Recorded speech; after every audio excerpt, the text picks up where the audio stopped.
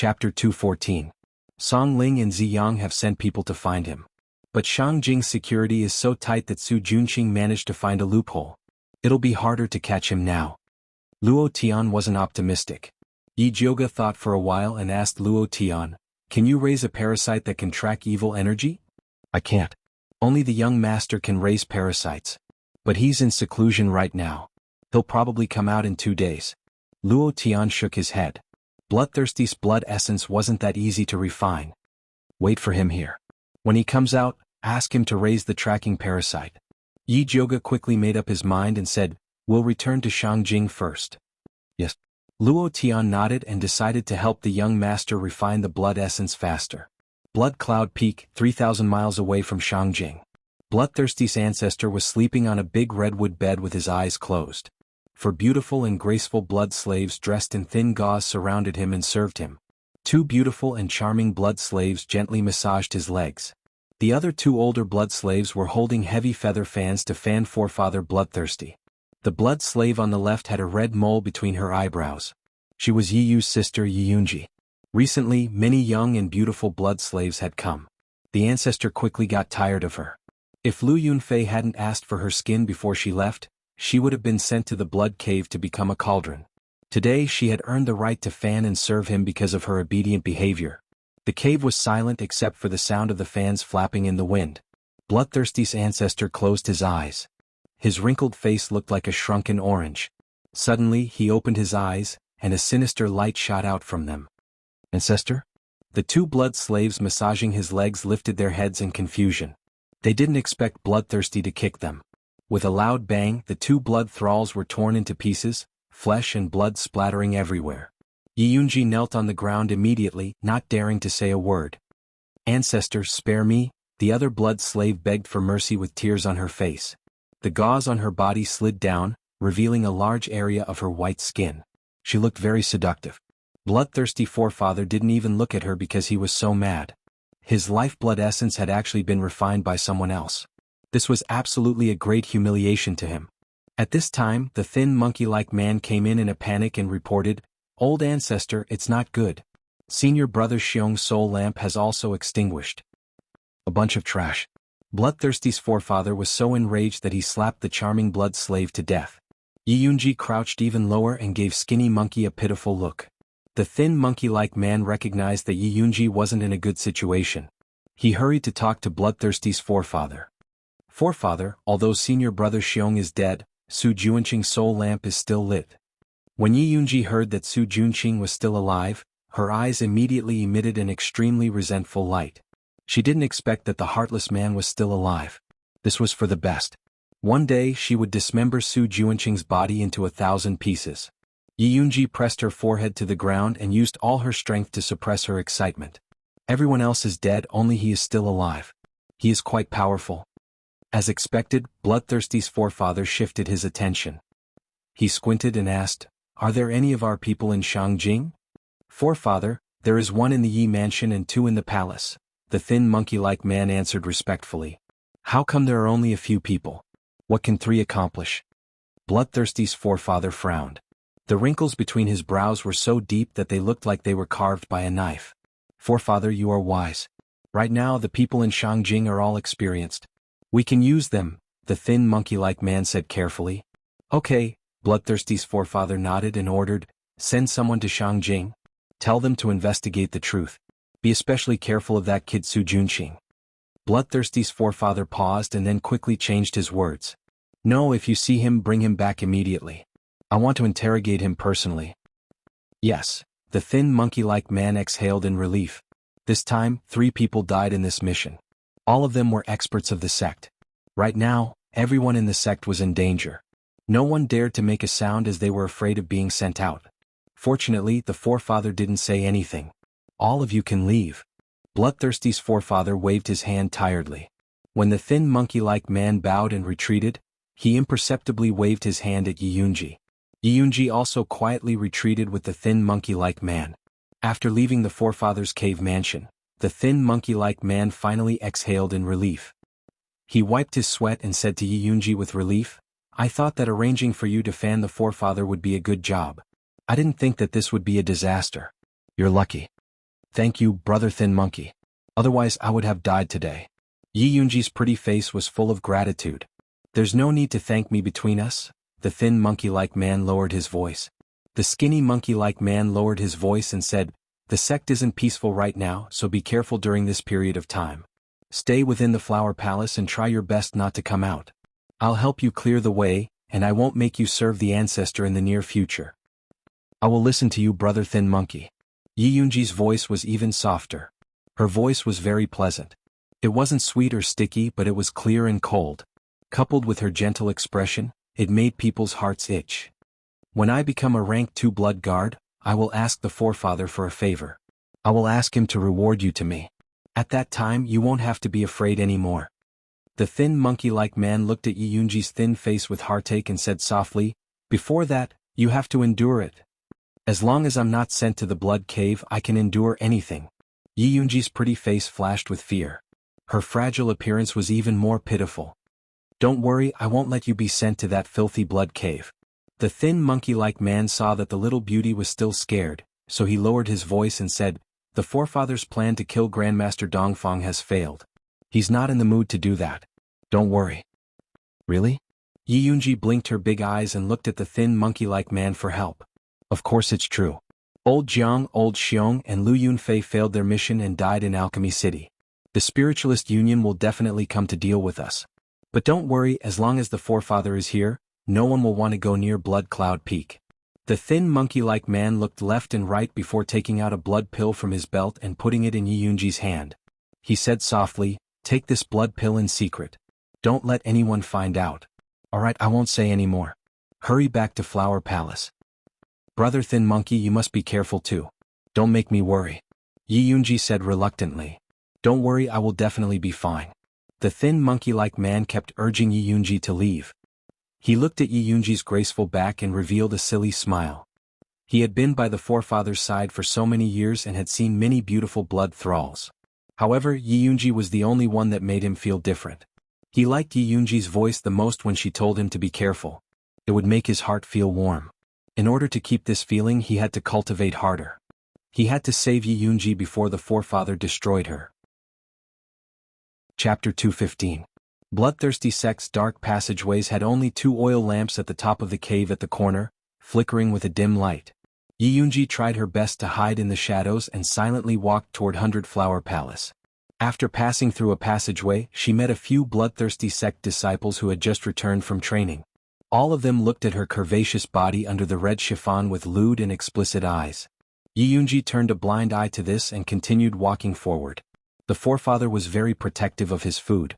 The blood slaves of 100 Flower Palace all had blood soul flowers. The fragrance of this blood soul flower was very special and easy to stick to. Anyone who dared to touch the forefather's blood slaves would be stained with the smell of the blood soul flower and die a horrible death. However, the forefather always liked the new and hated the old. After he was tired of playing, he would pull out the blood soul flower and throw the dead blood slaves into the blood cave for others to enjoy. The disciples had coveted Yi Yunji for a long time and laughed. This blood slave has been with the forefather for a long time, she must be very good in bed. The forefather got tired of her a long time ago. If he didn't promise to give her skin to Lu Yunfei, she would have been sent to the blood cave long ago. Little beauty, I advise you to learn how to sleep with 100 men in one night. Us brothers can't wait. 100 men isn't enough. I heard someone brought a blood beast and wants to merge with it to taste her. Fuck, the women they've played with are all rotten. What are we going to do? Don't worry, they're definitely staying behind to reserve the place. Haha, that's more like it. Yi Yunji ignored the malicious words of the bloodthirsty sect disciples and quickened her pace back to 100 Flower Palace. The 100 Flowers Palace sounded very beautiful, but it was actually just a slightly larger cave. Long and narrow chambers were chiseled on top and hung a broken curtain to form their residence. Hearing the sound of Yi Yunji's return, pale faces popped out from behind the broken curtain of the small chamber. The blood slaves here were all women with spirit energy. Bloodthirsty sect's forefather had planted blood soul flowers on them, and all of their spirit energy had melted into their blood. This blood soul flower was very magical. It would form a protective light around their bodies, making them invulnerable to weapons and poisons. It was impossible for them to commit suicide. Bloodthirsty sect's forefather was extremely cruel to those who wanted to commit suicide. The new blood slaves had seen it a few times and no longer wanted to commit suicide. They could only silently wait for death. Yi Yunji was the oldest and lived in the highest chamber. Following the rope that had fallen from the side, she stepped on the steps that were carved out of the cave wall and climbed up to her own cave. The chamber was very narrow and could only allow one person to turn around. Apart from a thin bedding, there was nothing else inside. She had nothing inside except for a thin mattress of the room. After making sure that no one was paying attention, she took out the blood pill that Skinny Monkey had given her. This blood pill was a pill unique to the bloodthirsty sect. It was refined using various medicinal herbs mixed with blood essence, and it could increase the cultivation of the bloodthirsty sect disciples. Forefather Bloodthirsty often sucked the blood of the blood slaves. After a long time their faces became dry and dull. At this moment they weren't far from the blood cave. Skinny sect couldn't save her, so he thought of this method. He wanted her to take a blood pill to preserve her appearance. At least she wouldn't be thrown out by the forefather. Skinny sect didn't expect that Yi Yunji's Yi family cultivation method was a dark art. This blood pill could not only preserve her appearance, but also allow her to steal a lot of spirit energy from the blood soul flowers. Yi Yunji started to cultivate after swallowing the blood pill. Rays of light started from her dantian and grew stronger after passing through several large meridians. Finally they entered the inside of her right arm and stopped moving. After Yi Yunji finished cultivating, she gently rubbed the inside of her right arm. There was a lot of light gathered there, enough for her to activate the Yi family's concealment technique and leave. But she wasn't in a hurry. She had learned about the internal routes of Blood Cloud Peak through Skinny Sect. Now she just had to wait for the right opportunity. If possible, she hoped to teach Bloodthirsty Sect a painful lesson for the hardships she had suffered in the past few days. There was only one chance. She had to be more patient. Yi Yunji adjusted her breathing and continued to meditate.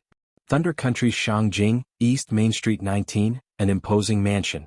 Under the command of Mother Qing, the capital magistrate's soldiers were hanging the plaque Yi Mansion bestowed by the emperor.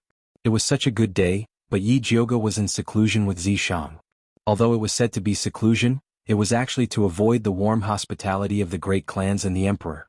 When Master Yun sent a top expert to guard Yi Jioge, the news had already spread throughout Thunder Country. Everyone was interested in this expert.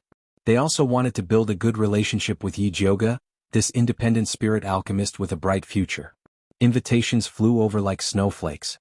Even noble consort Shi and Dongfang Ke wanted to meet her in private. It was said that Emperor Xianwu had even drafted an imperial edict to summon her to the palace at any time. If Zishang was really a guard sent by his grandfather, Yi Jioge could bring him out for a walk. But this guy was a demon. A shameless demon that complained every day about not having enough demon energy and wanted to be kissed and touched.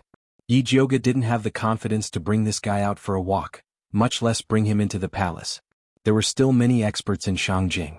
If she was accidentally seen through, then all her previous efforts would be wasted. So Yi Jioge decided to go all out. She used the excuse that she had a great enlightenment and cultivation to go into seclusion to break through. But this wasn't entirely an excuse. After experiencing a few traps in Alchemy City, she was fully aware that her martial strength wasn't enough. If Zishang hadn't woken up in time to kill Xiong Yunhu, everyone in the Alchemy Pavilion would have died. During this time, Zishang had been massaging her meridians. It really deepened her spirit energy and strengthened the white bone flame. So Zishang suggested that she use the white bone flame to nourish the Thunder Snake illusionary whip so that it could fuse better with the bone essence it obtained from the white bone cave. While Yi Jioge was in seclusion, the situation in Shangjing was turbulent. Because of Yi Jioge's bad conduct, the crown prince was demoted to a commoner. It was said that he died not long after. The empress missed the crown prince too much. In her sorrow and despair, she actually committed suicide to follow him. A country couldn't be without a ruler. The crown prince was the same. So Emperor Xianwu announced to the world that Dongfang Ke would be the new crown prince and enter the East Palace. Originally, Emperor Xianwu wanted to make imperial consort Shi the empress. Unexpectedly, imperial consort Shi declined. Instead, she suggested that Dongfang Ke's birth mother, imperial noble consort Bai Linglong, be posthumously named the benevolent empress. Emperor Xianwu agreed. After Bai Linglong was posthumously named the benevolent empress, imperial noble consort, she was promoted to imperial noble consort. This news spread throughout the entire Thunder Country.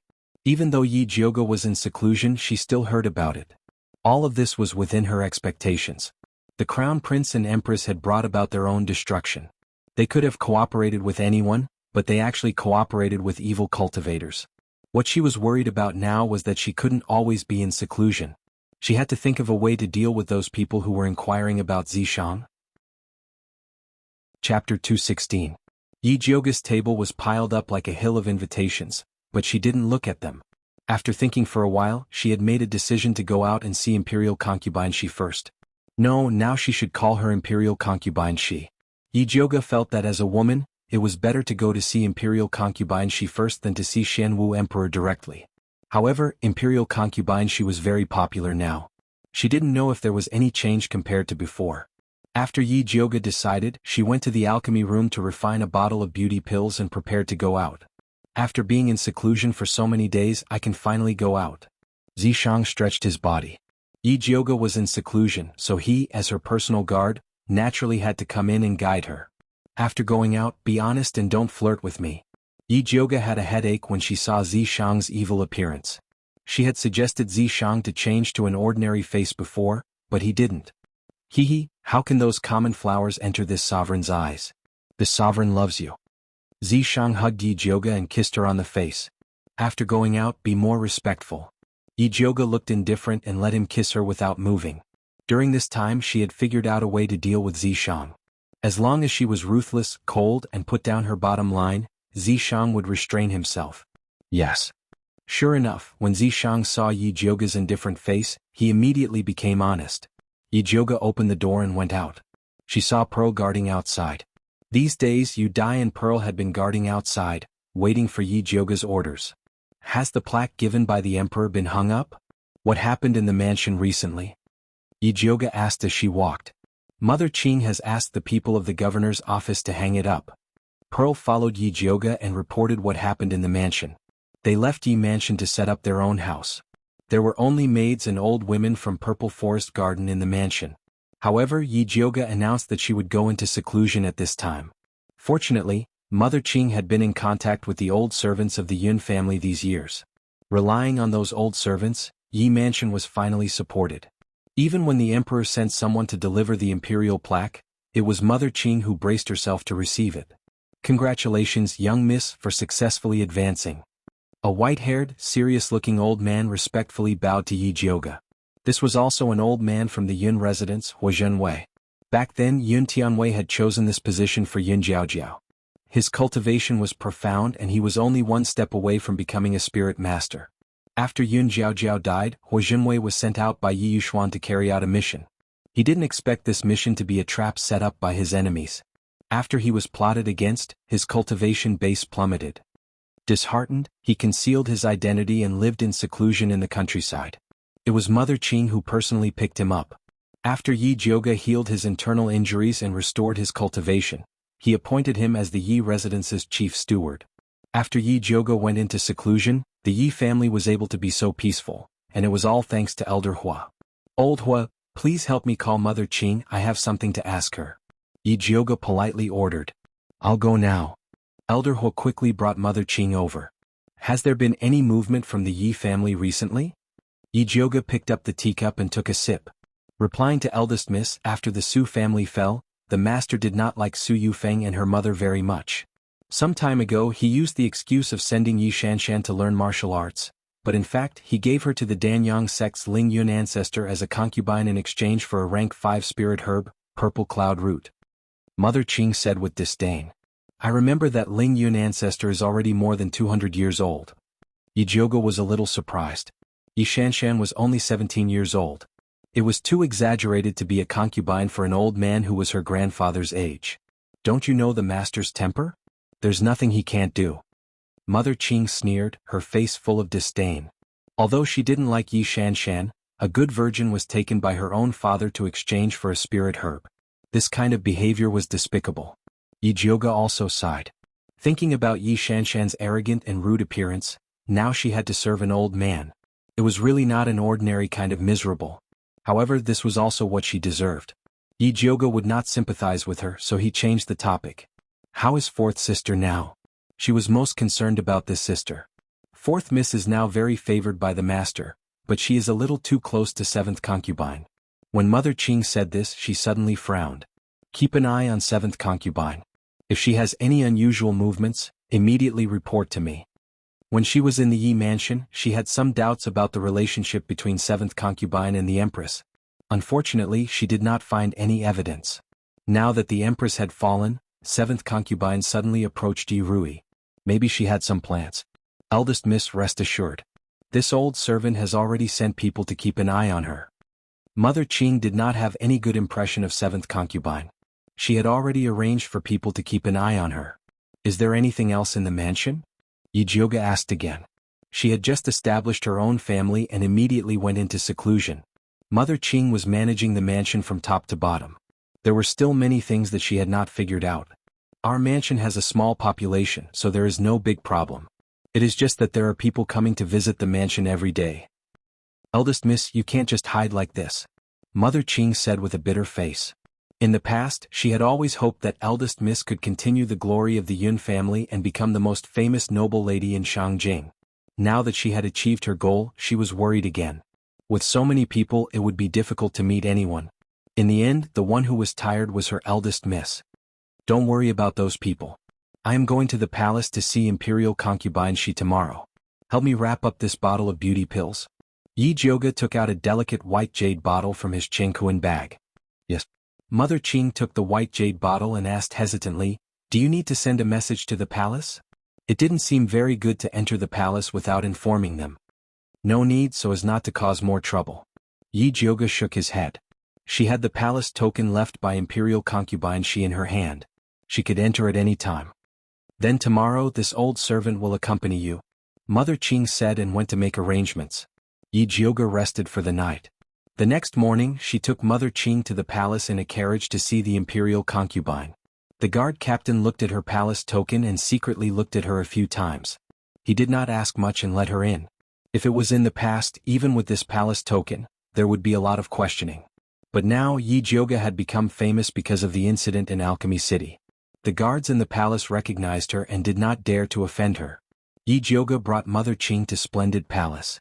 From afar she saw Aunt Hongxiu waiting at the door. She smiled and greeted, Eldest Miss, you didn't tell us in advance that you were going to enter the palace. This servant was shocked when I received the news.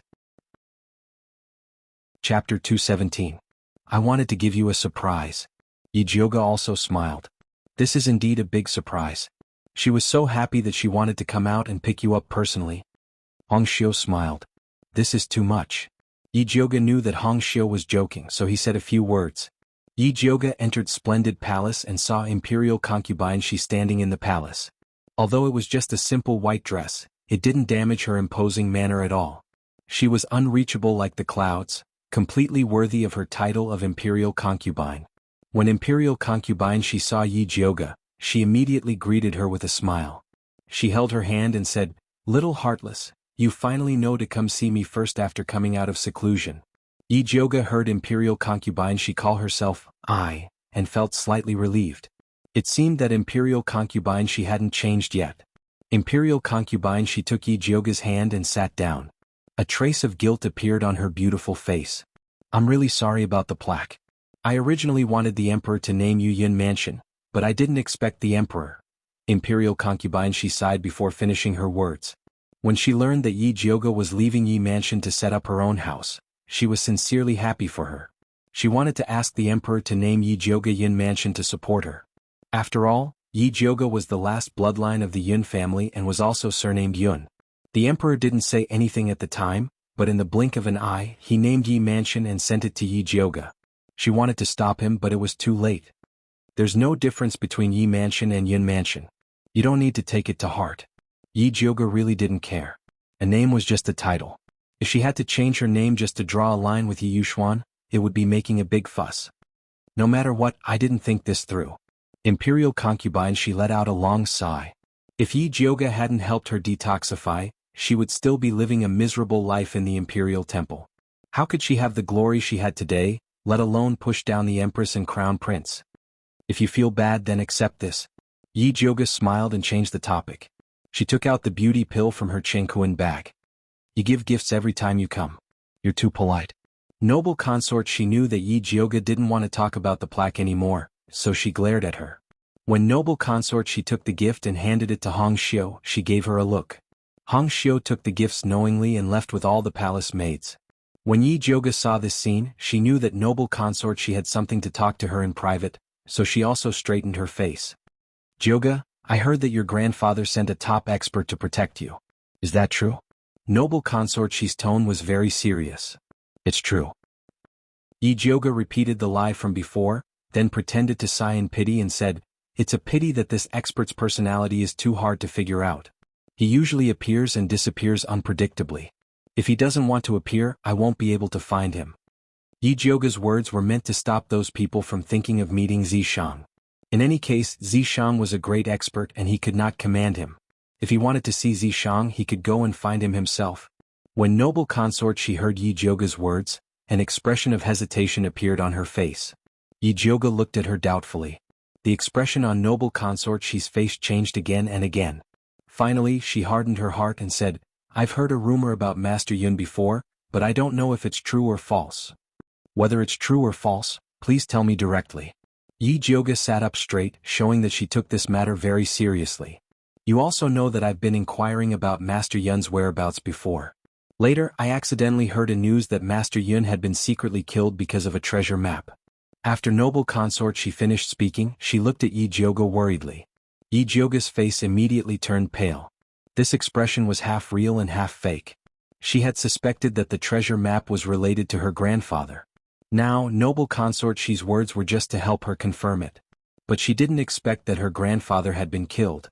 Speaking of which, when she first returned from the 10,000 zhang abyss, Yi Yuxuan's attitude was very strange, as if he had already determined that her grandfather was gone. Yi Jioga closed her eyes hard. When she opened them again, she had already calmed down. She asked noble consort she, Where did you hear this rumor? It's not convenient to say. The most important thing right now is to find out whether the identity of that great expert is true or false. Noble consort she avoided Yi Jioga's gaze. She couldn't tell Yi Jioga that she had eavesdropped on this matter from Xianwu Emperor. Although she used to hate Xianwu Emperor, with the death of the Empress and Dongfang Ke moving into the East Palace, her hatred gradually faded. No matter what, her and Keir's future depended on this man. No matter how much she hated him, she couldn't deal with him. She only told this news to Yi Jioga because of their past relationship. I understand. Thank you for telling me, Your Highness. Yi Jioga nodded. She knew that she was in big trouble this time. Her grandfather's disappearance was related to the treasure map. Now that Zishang had appeared under his name, didn't it mean that Zishang knew the whereabouts of the treasure map? Those who wanted the treasure map would probably swarm over. However, this was also an opportunity. Those who knew that her grandfather was related to the treasure map would definitely know the truth of her grandfather's disappearance. Or rather, the truth of her grandfather's death. Thinking of this, Yi Jioga's heart was in a mess. He didn't want to stay any longer and got up to leave. Noble consort she didn't try to keep him. She only said, Be careful in the future. Your Highness, Jioga will remember your good intentions. Yi Jioga felt that it was the right decision to spend so much effort to save noble consort she. Noble consort she smiled and said meaningfully, You should thank Kate instead of me. He's always been thinking about you. The reason she was willing to tell this secret was related to Dongfang Ke's tacit consent. Don't worry, Your Highness. I've always remembered His Highness Prince Dongling's matter. I've already found a way to cure him of the remaining poison, Yi Jioga promised solemnly.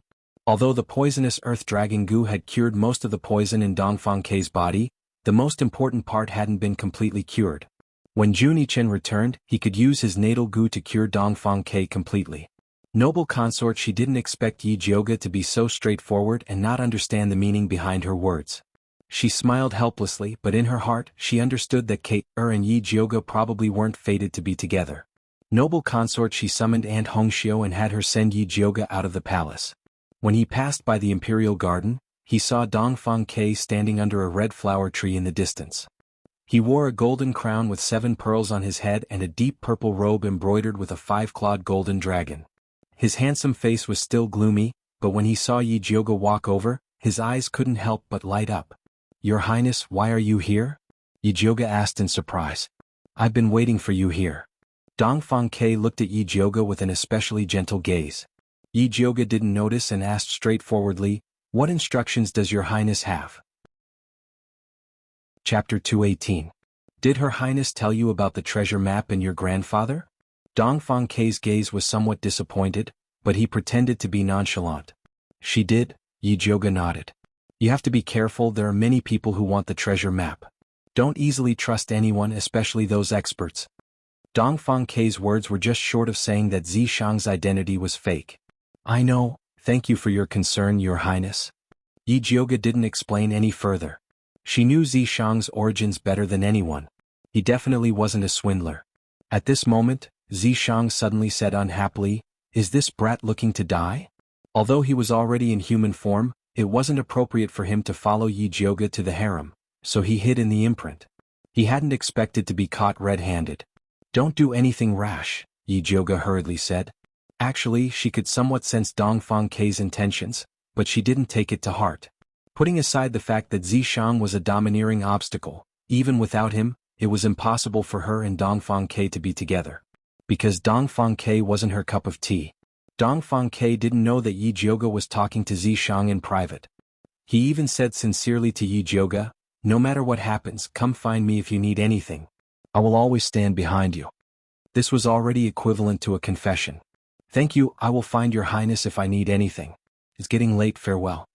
Yi Jioge clearly didn't take Dongfang Kei's words to heart. Since it was impossible, he shouldn't give Dongfang Kei any hope. Thus Yi Jioge straightforwardly left. Dongfang Kei looked at Yi Jioge's departing figure for a long time before sighing softly. Although he had already guessed that Yi Jioge had no interest in him, he was still a bit disappointed that Yi Jioge had left so decisively. Your Highness. Aunt Hong Xiu's face was full of worry. Dongfang Kei quickly composed himself and instructed Hong Xiu, pass down the order to ensure Yi Jioge's safety. Although Yi Jioge had rejected him, he still didn't want to see anything happen to her. Yi Jioge returned to the residence and summoned Zishang. Come out and help me. Zishang quickly appeared from the mark and landed in front of Yi Jioge. He asked with a grin, Say it? Even if I have to climb a mountain of swords or go through a sea of flames, I won't hesitate. He was very satisfied with Yi Jioge's attitude when she rejected him. I'm going to look for Yi Yuxuan tonight. Yi Jioge's face sank. Although she had long guessed that her grandfather's disappearance was related to Yi Yuxuan, no matter how much of a scumbag Yi Yuxuan was, he was still her biological father. She didn't want to take things too far until the very end.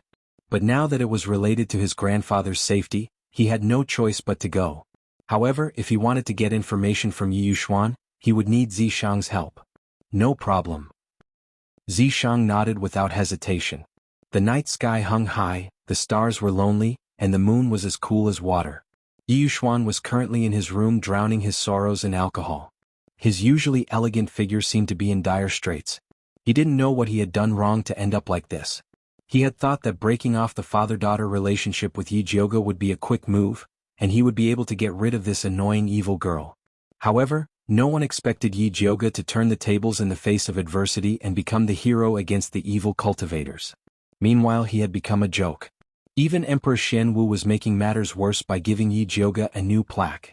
This was clearly encouraging her to go against him. The more Yi Yuxuan thought about it, the more annoyed he became. He couldn't help but drink another mouthful of alcohol. At this time, Song Bai quietly walked in and carefully reported, Master, Madam said that she's not feeling well and wants to invite you over to take a look. If you're not feeling well, go find a doctor. Don't bother me with everything. Yi Yuxuan was already a bit drunk and roared with a red face. The doctor said that Madam is depressed and needs to relax. Song Bai said with a bitter face. Ever since second young miss was sent away by Master, Madam had been crying all day. However, Master seemed to hate her to the extreme and hadn't even come to see her for a long time. They, the servants, were stuck in the middle and were bullied on both sides. Tell her that if anything happens to the child in her stomach, she won't be able to live. Yi Yuxuan said fiercely. If it wasn't for the unborn child, he would have written a divorce letter and told Su Yufeng to scram a long time ago. Song Bai didn't expect Master to be so heartless towards Madam. His heart pounded and he didn't dare to say anything else. He hurriedly left. Yi Yuxuan still hadn't vented his anger. He picked up his wine cup and smashed it against the wall. He angrily shouted, Slut, stupid woman. Back then he thought Su Yufeng was a smart person. He didn't expect her to be even more stupid than a pig. If she's a stupid woman, then aren't you even more stupid? A cold voice rang out. Who is it? Yi Yuxuan fiercely looked around and saw a slim figure wearing a sky-blue dress standing by the mahogany window. Her black hair was simply tied into a snake bun with only a pearl hairpin. A few strands of hair fell to the side of her fair cheeks. Her eyebrows were black and her eyes were like peach blossoms. Her facial features were exquisite and overflowing with spiritual energy. She was like a fairy that had fallen to the mortal world. "Jiao Jiao." The drunk Yi Yuxuan cried out. "You don't have the right to call me that," Yi Jioga coldly replied. Ever since she found her mother's life-saving pill in the secret compartment of the study, she knew that this scumbag of a father's love for her mother was fake. Yi Yuxuan's muddled mind finally woke up. The girl in front of him wasn't his first wife, Yin Jiao Jiao. She was clearly the evil girl Yi Jioga. "What are you doing here?" Yi Yuxuan shouted fiercely. He already knew that Yi Jioga wouldn't come back. The current situation clearly showed that she didn't come with good intentions.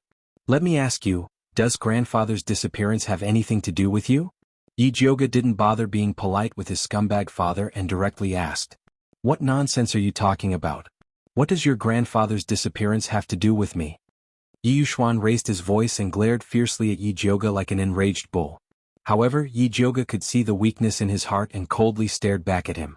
Cold sweat gradually appeared on Yi Yuxuan's forehead. That face that resembled Yun Jiao Jiao gave him incomparably great pressure. His throat moved and he couldn't help but guiltily look away. Suddenly, he noticed that there were 3 shadows on the dimly lit ground. The extra shadow was standing beside Yi Jioga. Yi Yuxuan abruptly looked up, but there was nothing beside Yi Jioga. No, there must be something fishy going on. An extremely beautiful face flashed through Yi Yuxuan's mind, and his heart immediately trembled. It must be that expert called Yi Zi beside Yi Jioga. Yi Yuxuan was just about to question Yi Jioga when he realized in horror that the shadow suddenly pounced towards him. The next moment he froze on the spot, unable to move. Chapter 219. A pair of cold purple vertical pupils appeared in front of Yi Yuxuan. Like a bottomless well, they surged and flowed in a strange and extraordinary manner.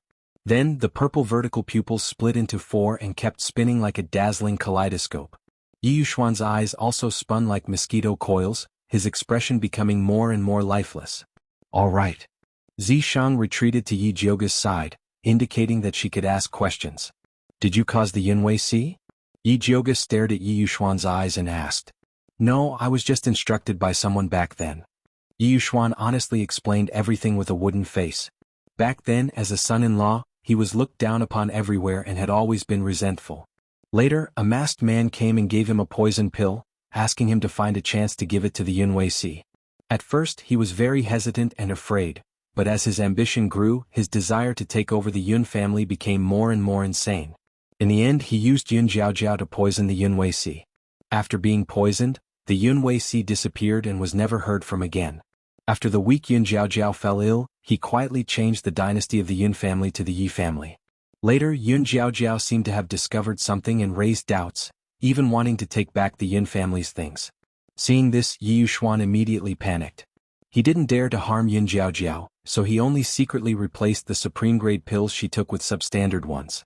Just like that, he watched his wife die of illness. Because of these shameful things, he disliked Yi Jioga, who carried the Yun family's blood. It was as if Yi Jioga's death could cover up his ugly crimes. After Yi Yuxuan finished explaining, he continued to stand where he was, stupefied. The room was as quiet as a grave. "Kill him?" Zishang asked Yi Jioga. For a moment, Yi Jioga really wanted to kill Yi Yuxuan, this heartless scumbag of a father. But suddenly Yi Rui's petite figure appeared in his mind. Yi Yuxuan was also Yi Rui's father. Although he was scumbag to the 5th aunt, he was still good to his talented daughter. Yi Rui was still young, having a pill Dao master as a father would be more helpful to her future. "Just give him the spirit-dispersing pill," Yi Jioga said coldly. To a spiritualist, the gradual disappearance of one's cultivation base was the most painful. By the time Yi Yuxuan became trash, Yi Rui would have grown up. Let this scum of a father live in pain forever. That was the ending he deserved. "It's nothing."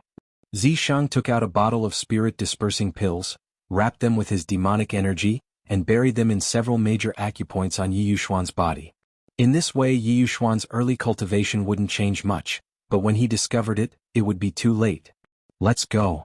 Yi Jioga no longer looked at his father and left with Zishang.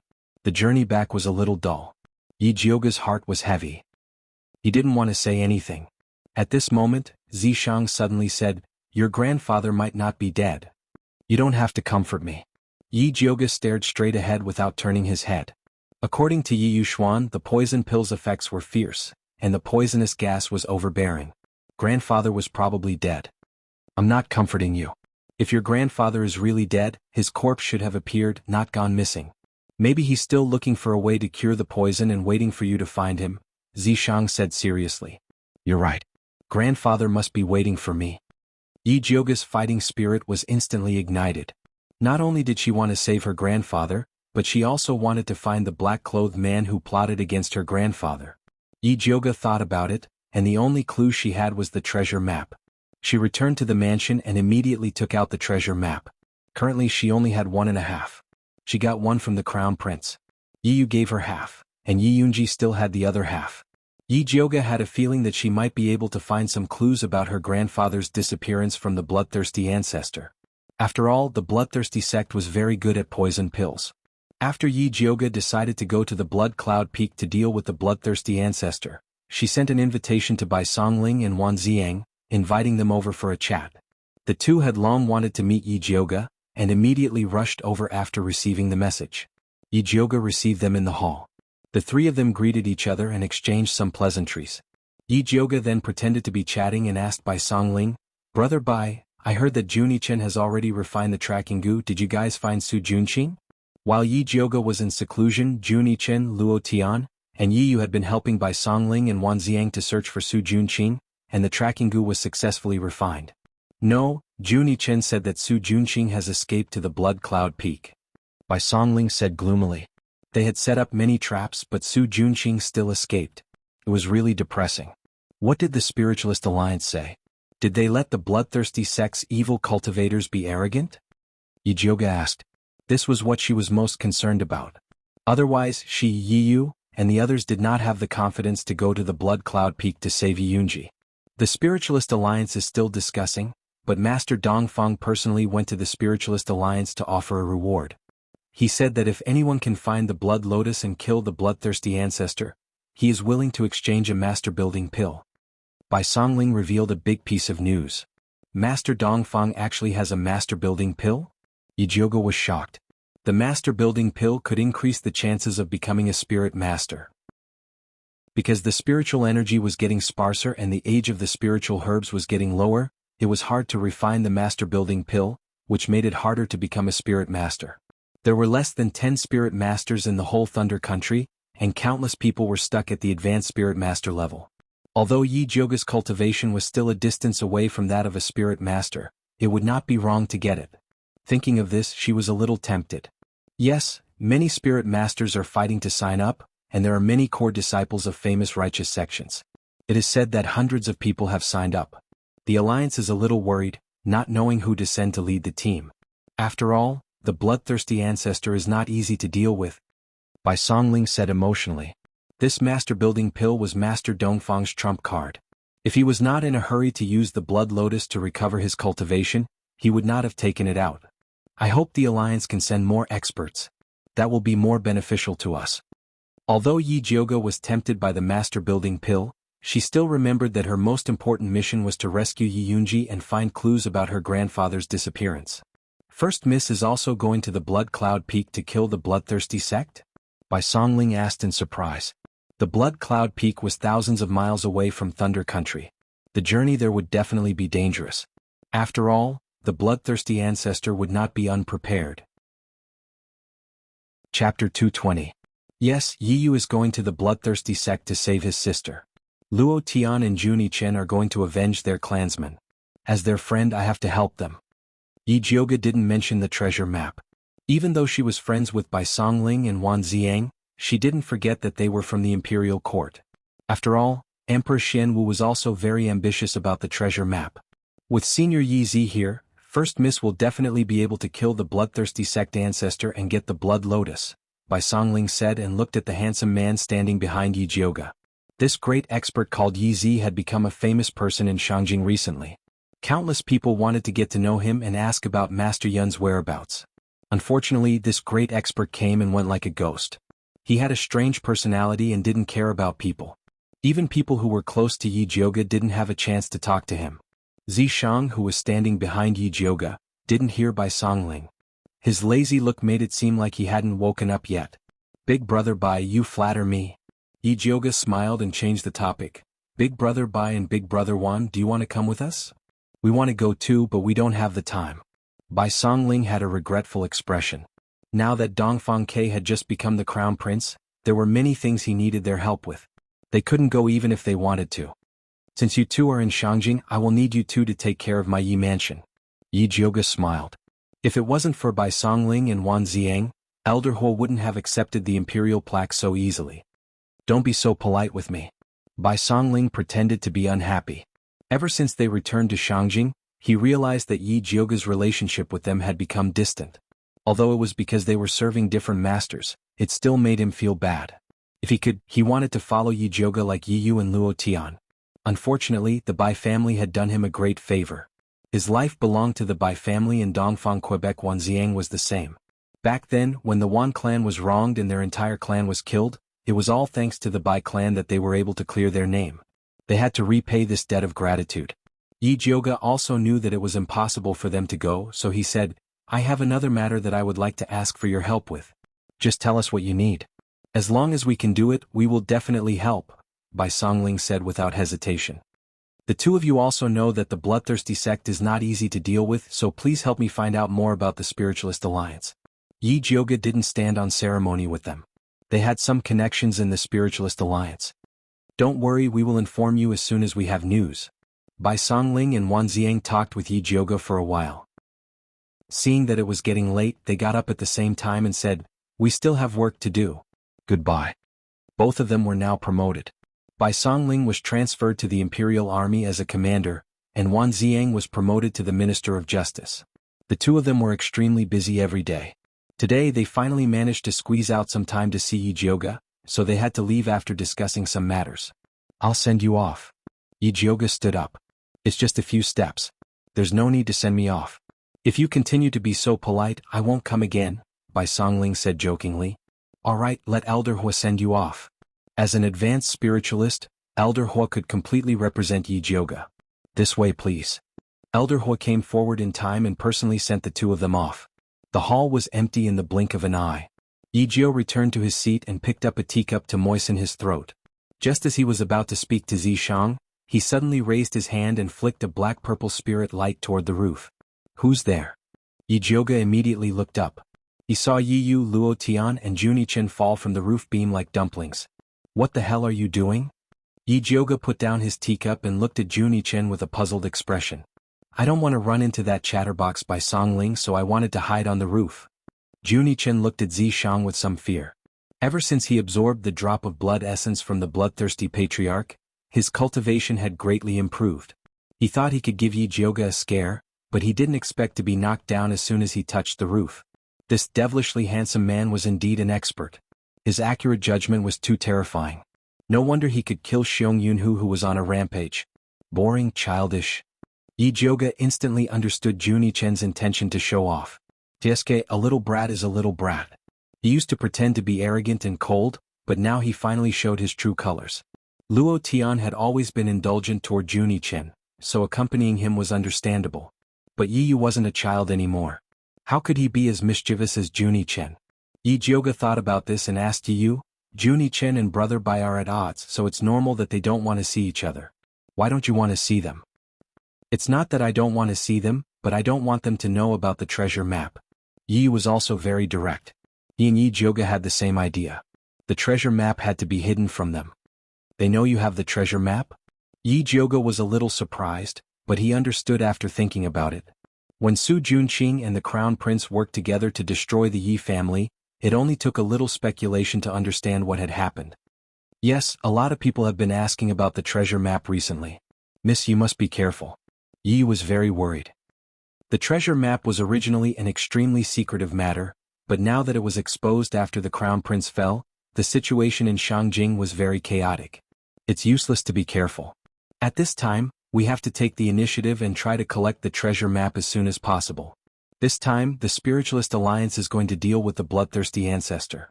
We have to take this opportunity to save your sister. Yi Jioga said decisively. Okay.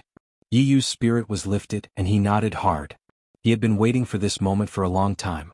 At this time Junichen, who had been quietly listening on the side, suddenly asked Yi Jioga, if there was a treasure map in front of you, how much would you pay to buy it? From what you said, do you have a treasure map? Yi Jioga raised his eyebrows. The Blood Cloak tribe had always been low-key, and they didn't seem like people who would participate in this kind of thing. Yes, our tribe has a treasure map that has been passed down for generations. If you are willing to teach me beast language, I will give it to you. Junichen really wanted to learn beast language from Yi Jioga. I can't teach you beast language. This is a bloodline ability passed down to me by my grandfather's ancestors. Yi Jioga and Zishang had already rehearsed the lines, so he just needed to push it to his grandfather. Junichen frowned. If it was a bloodline ability, then there was nothing he could do. Thus, he simply changed his condition. Chapter 221. Then give me 100 bottles of spirit beast pills to exchange. Junichen waved his hand domineeringly. He was calculating in his heart. The blood-clothed Miao tribe only had him and Luo Tian left. Luo Tian had already sold himself to Yi Jioga. The treasure map was useless to him, he might as well give it to Yi Jioga. When she went treasure hunting, he and Luo Tian would go and help her. They could exchange the treasures for spirit beast pills. In short, the spirit beast pill was the greatest benefit. This is too troublesome. How about I give you the spirit beast pill recipe? You can refine as many as you want. Yi Jioga was chased by Junichen for spirit beast pills every day. He was so annoyed that he wanted to give the recipe away to save trouble. I am not interested in refining pills. Junichen shook his head. He was sure of Yi Jioga. Alright, 100 bottles it is, but I don't have time to refine now. I will give you 10 bottles first. I will give you the rest 15 days later. Yi Jioga said helplessly. Also, don't forget the debt from buying the goo worms. Junichen added seriously. Even if I want to forget, I need a chance. Yi Jioga was very unhappy. Cough cough. At this time, Luo Tian suddenly covered his mouth and coughed a few times, then pretended to say casually, if it is convenient, how about giving me this month's spirit beast pills? A monthly allowance of 1 bottle, such a good benefit, he could not lose it. Then can my monthly allowance be changed to spirit beast pills, or can I buy a bottle from you? Yu asked carefully. Recently, Black Overlord had been complaining to him every day, saying that Xiao Hong could eat spirit beast pills with its master, but it had to eat poison with its master every day. It even had the thought of going on strike. Alright, I will give it all. Yi Jioga felt that he really owed them. Thank you, Mississippi, Luo Tian smiled reservedly. Don't thank me too early. Yi Jioga glared at Luo Tian, then said to Junichen, if you want to get spirit beast pills, you have to do something for me. What is it? Junichen looked at Yi Jioga vigilantly. Don't mention it if it's too difficult. It's not difficult. It's just that the newly appointed Crown Prince, Dongfang Ke, still has remnants of the Frost Spider's king poison in his body. I would like to ask you to help him resolve it. Yi Jioga felt that his request was not too excessive. If it weren't for her help, Junichen wouldn't have been able to obtain Ancestor Bloodthirsty's blood essence. Now that he was asked for a small favor, he probably wouldn't refuse. It's a piece of cake. I'll just make a trip there myself tonight. Junichen patted his chest in satisfaction. Yi Jioga was stunned. He felt that there was something wrong with Junichen today. In the past, Junichen rarely had any expressions. Today, however, his expression was so rich that it was scary. It was as if all his emotions were displayed on his face. You've also noticed that young master is different. Junichen actually smiled at Yi Jioga. Those little white teeth were really frightening. Are you possessed by something evil? Yi Jioga asked suspiciously. Tui, you're the one who's possessed by something evil. Junichen glared at Yi Jioga in dissatisfaction. Then he said proudly, after I refined the bloodthirsty old man's blood essence, my cultivation rose greatly. My soul became one. This is my true appearance. His appearance was really unlikable. Yi Jioga couldn't help but look at Luo Tian. She had a feeling that Junichen's behavior wasn't that simple.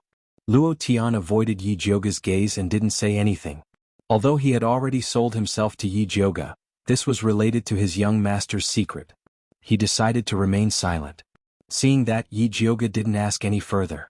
Instead, he mentioned another matter. Since we've already decided to go to Blood Cloud Peak to deal with Ancestor Bloodthirsty, then we have to start preparing everything. I'll be in charge of the elixirs. You guys are in charge of gathering information about Blood Cloud Peak and paying attention to the Spiritualist Alliance's movements. After Yi Jioga finished speaking, he asked Luo Tian, "You guys should be very familiar with Blood Cloud Peak. Is there anything that we need to pay attention to?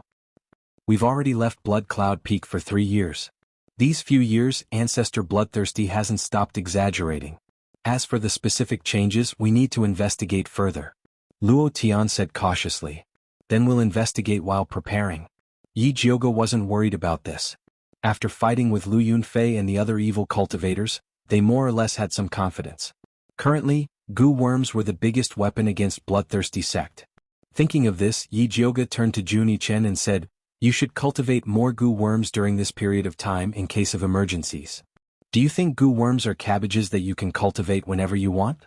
You need to have the capital first." Juni Chen rolled his eyes. He wanted to ask for spirit beast pills but was stopped by Yi Jioga. "It's fine if you don't want to cultivate them. Then you can go take revenge yourself." Juni Chen's words were immediately stifled. He glared at Yi Jioga hatefully. Luo Tian quickly smoothed things over. "Eldest miss, don't worry. Young master knows what he's doing. He has been cultivating goo worms during this period of time. He's already harvested a batch." "That's good." Yi Jioga was still very confident in Luo Tian. Seeing that it was getting late, she stood up and said, "If there's nothing else, let's disperse. Then I'll leave first." Yi Yu was in a hurry to gather information about the Spiritualist Alliance. Luo Tian and Juni Chen also left. Their tasks were more important. Cultivating goo worms wasn't that easy. After Yi Jioga sent them off, she went to the alchemy room to prepare to refine pills.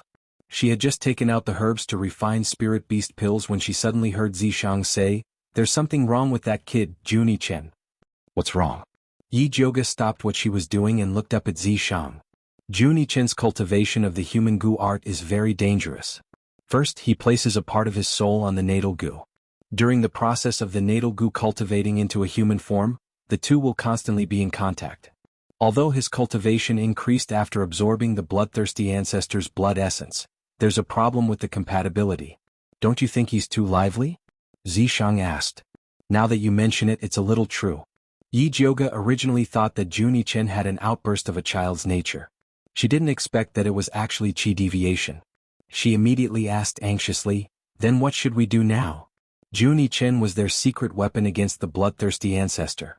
If anything went wrong, it would be troublesome. This is his cultivation. He can only endure it by himself, Zishang said indifferently. He had already done his best to remind Juni Chen. As for helping, he wasn't that kind. He's still so young. How can he endure it? Yi Jioga frowned worriedly. No matter how Juni Chen pretended to be mature, he was still just an 11-year-old child. Yi Jioga didn't think that he could endure it. "Don't make dirty jokes." Zishang's face was stern. "Damn you.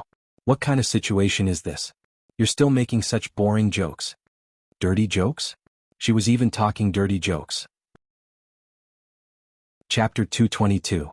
Zishang saw that Yi Jioga was about to turn hostile, so he cleverly changed the topic. "If you really want to help him, why don't you try using the white bone flame to refine spirit beast pills?" "Are you kidding me? The white bone flame is ghost fire and can only be used to refine Yin pills. I don't want those goo insects to become ghost insects." Yi Jioga felt that Zishang was clearly causing trouble. These goo insects aren't spirit beasts. Maybe it's better to eat Yin pills. Also, your bronze cauldron is different from other cauldrons. It can refine all kinds of heaven and earth elemental energy. Maybe it can refine some special pills. Why don't you give it a try?" Zishang didn't look like he was joking. Yi Jioga pondered for a moment and felt that Zishang's words made sense. Refining goo insects was originally a sinister technique. Maybe Yin pills were more suitable. Let's try refining a few first. As a pill refiner, Yi Jioga didn't lack the fearless spirit to try. Other than the white bone flame, she also wanted to improve the spirit beast pill formula. Although the previous spirit beast pill contained a good amount of spiritual energy, it was very bitter and was comparable to poison. Yi Jioga had eaten one before and the nauseating feeling greatly reduced the absorption effect. She had always wanted to improve this point and did a lot of research. She already had a plan in mind and could test it today. Yi Jioga wanted to add vermilion fruit and nepenthes to the original spirit beast pill formula. The vermilion fruit tasted very sweet after refining and was a child's favorite. When she refined the Peiyuan pill for Yi Rui, she specially spared some. It tasted very good and Yurui ate it happily. Later, she accidentally discovered that if a certain proportion of nepenthes was added to the vermilion fruit, the taste would become even more delicious and sweet. Yijioga took out the small bronze cauldron. Ever since the fat black rat fell asleep, the small bronze cauldron had changed a lot. After injecting spiritual energy, it was half the height of a person. Not only could it contain more herbs, but the refining speed was also faster and the success rate was much higher. In the past, one furnace could only produce 20 spirit beast pills, but now it could produce 200. It was because of this magical tool that she dared to agree to Juni-chen's request. Otherwise, just refining spirit beast pills would exhaust her to death. Yijioga put the ingredients into the small bronze cauldron and summoned the white bone flame to start refining. Although the soybean-sized white bone flame looked very small under the huge bronze cauldron, the power it could unleash was very strong. The herbs in the bronze cauldron quickly melted and turned into a black liquid. Seeing that it was about time, Yijioga threw the vermilion fruit and nepenthes grass into the small bronze cauldron according to the ratio of 1:5. The vermilion fruit and forget worries grass turned into a dark red liquid, perfectly fusing with the solution of the spirit beast pill, finally turning into red bean-sized pills. Yijioga made a hand seal to open the cauldron, and a refreshing fragrance assailed his nostrils. The green cauldron was filled with pills, and the color was as alluring as cherries. Why does this pill look like a candy? Zishang raised his eyebrows. This is exactly what I want, Yijioga said as he took out a pill and threw it into his mouth. He discovered that the spirit energy contained in this batch of spirit beast pills was even purer than before, without a trace of ghost chi or yin energy. What's going on? Yijioga was shocked. Could it be that this small bronze cauldron was so magical that it could even turn ghost chi into spirit energy? All things return to one. Ghost chi is also a type of heaven-earth yuan chi. If you use the white bone flame to refine pills, it will actually stimulate the pure spirit energy contained in the herbs. Zishang's head rested on top of Yijioga's head as he looked at the cauldron of spirit beast pills. For some reason he felt that he was starting to salivate. That makes sense. Yijioga thoughtfully nodded her head. She picked up a spirit beast pill and was about to carefully feel it, but Zishang snatched it away and threw it into his mouth. If you want to eat, can't you take it yourself? Yijioga harshly condemned Zishang's action of snatching food. It's more delicious to snatch it, do you want a bite? Zishang held a spirit beast pill in his mouth and moved closer to Yijioga's mouth. Disgusting. Yijioga pushed Zishang's head away. She did not want to eat this evildoer's saliva. Zishang pressed the back of Yijioga's head and forcefully invaded. He tyrannically pushed the pill into Yijioga's mouth and tangled with her. This was a very, very sweet kiss. Especially after the spirit beast pill melted, it gathered into a dense spiritual energy that flowed down Yijioga's throat and into her stomach. It was warm and comfortable. Her entire body relaxed, her mood was calm and satisfied. She was even somewhat reluctant to end this kiss. In the end, Zishang took the initiative to stop. He did not tease Yijioga like he usually did. Instead, he turned around and announced to the small bronze cauldron in a domineering manner. This cauldron of pills belongs to this sovereign. With that said, his sleeves grabbed towards the large bronze cauldron. A cauldron of 200 spirit beast pills flew into his sleeves in a line and disappeared. You took it away just because you said so. Did you even ask for my opinion? Yijioga was unconvinced. She would not admit that she was venting her anger on Zishang, this guy who ran away after kissing her. Do you need this sovereign to emphasize again who you belong to? Zishang blinked his peach blossom eyes as if saying, if you don't understand, this sovereign is more than happy to prove it to you. No need.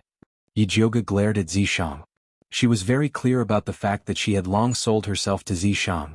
This pill is not bad, it's just that the name is too unpleasant. Zishang threw a pill into his mouth and said unhappily, calling it spirit beast pill is too insulting to this sovereign's demonic character. At the very least, it should be changed to something like limitless pill, overlord pill or something like that. Forget it, I'm still counting on this pill to earn money. How would Yijioga dare to come up with such an annoying name? Most importantly, heavenly spirit pill, overlord pill, and whatnot did not match the characteristics of this pill. Then let's call it heavenly dragon pill. Zishang decided. Heavenly dragon your sister. Yijioga rolled her eyes at Zishang. After thinking for a moment she said, then let's call it cherry pill. These pills looked like small cherries and were worthy of the name cherry pill. Furthermore, she had eaten one just now and realized that it had the same effect of replenishing spiritual energy for humans, so there was no need to stick to the name Spirit Beast pill. Alright. Zishang reluctantly agreed and then threw another pill into his mouth and ate it with relish. Yijioga could not help but raise her eyebrows. She did not expect that Zishang was such a demonic person who loved to eat candy. Perhaps in the future she could use this point to make an issue out of it, such as threats and temptations. Yijioga thought about all sorts of things in her heart, but her hands did not stop moving. Very quickly she refined a new batch of Spirit Beast pills. This time she did not wait for Zishang to snatch them, and quickly kept the Spirit Beast pills. Then she began to carefully study the characteristics of this new pill. When she ate the first pill, she only felt that it was filled with spiritual energy. When she ate the second pill, she was disturbed by Zishang, and that feeling of ecstasy was too subjective. When she ate the third pill, Yijioga finally realized that the characteristics of this new pill was actually to calm the mind. Chapter 223. Yijioga looked at the cherry pill in disbelief. She ate 3 more in a row to confirm that the pill really had the effect of calming the nerves and gathering qi. Calming the nerves and gathering qi sounded simple, but it was a requirement that many spiritualists could not achieve. When a spiritualist advanced, they would either advance or fall back. The process was very dangerous and very few could maintain a calm mind. Spiritualists who could afford it would buy some calming pills when they advanced. However, better calming pills required a lot of high-rank spirit herbs, and the refining process was very difficult, causing the price to be very high. There were very few spiritualists who could afford it. However, this cherry pill actually had the effect of calming the nerves and gathering qi. It was a little weak, but there was a lot of it. The materials to refine this batch of cherry pill were much cheaper than a calming pill. Refine it well and you'll have a bright future. Zishang had to admit that Yijioga was very talented in alchemy. The cherry pill had spiritual power and could calm the nerves.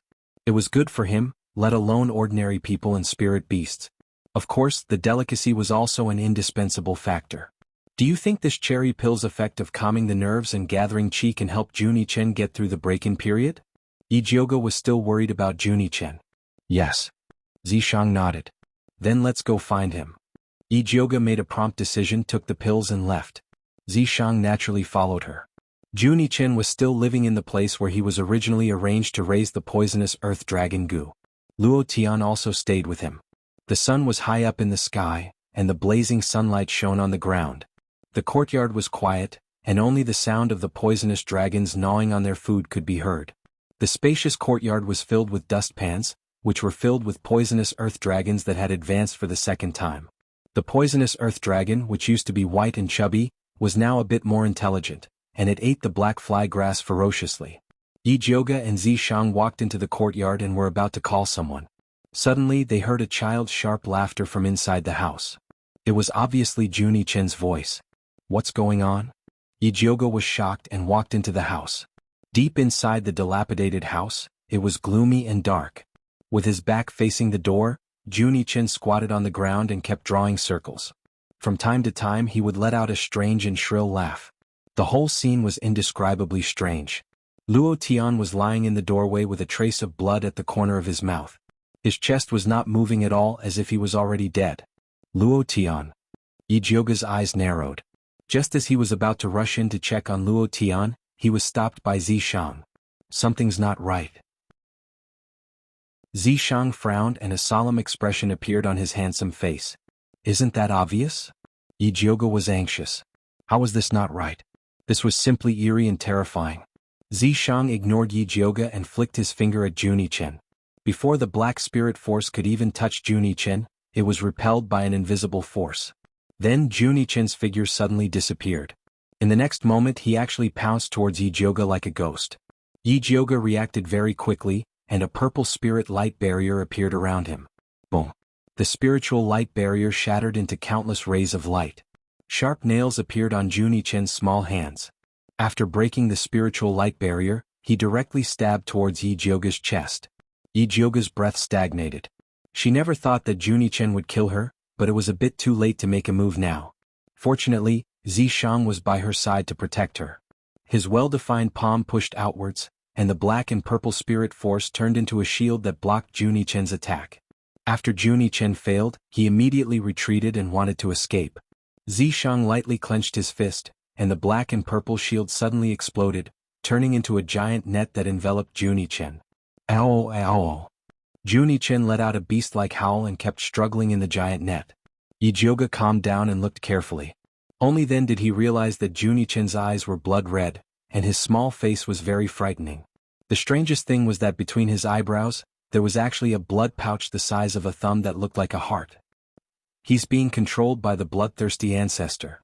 Zishang immediately understood when he saw Juni-Chen's eyebrows. The bloodthirsty ancestor was indeed shrewd and ruthless.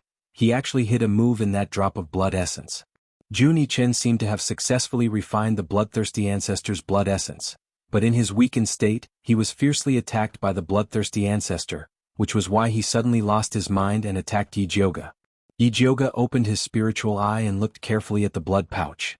He realized that it extended out many thin blood lines that enveloped Juni-Chen's head, and the only weak point was at the Dazui acupuncture point. Yijioga decisively took out the lightning fire needle, and after injecting spiritual energy, he pierced it towards Juni-Chen's Dazui acupuncture point. The blood pouch was blocked and the blood in Juni-Chen's eyes faded, and his body immediately went limp. Yijioga did not go up to look at him, but hurriedly went to check on Luo Tian. Luckily, Luo Tian was only seriously injured and unconscious, and his life was not in danger. Otherwise, if Juni-Chen woke up and realized that he had killed Luo Tian, he would probably immediately collapse.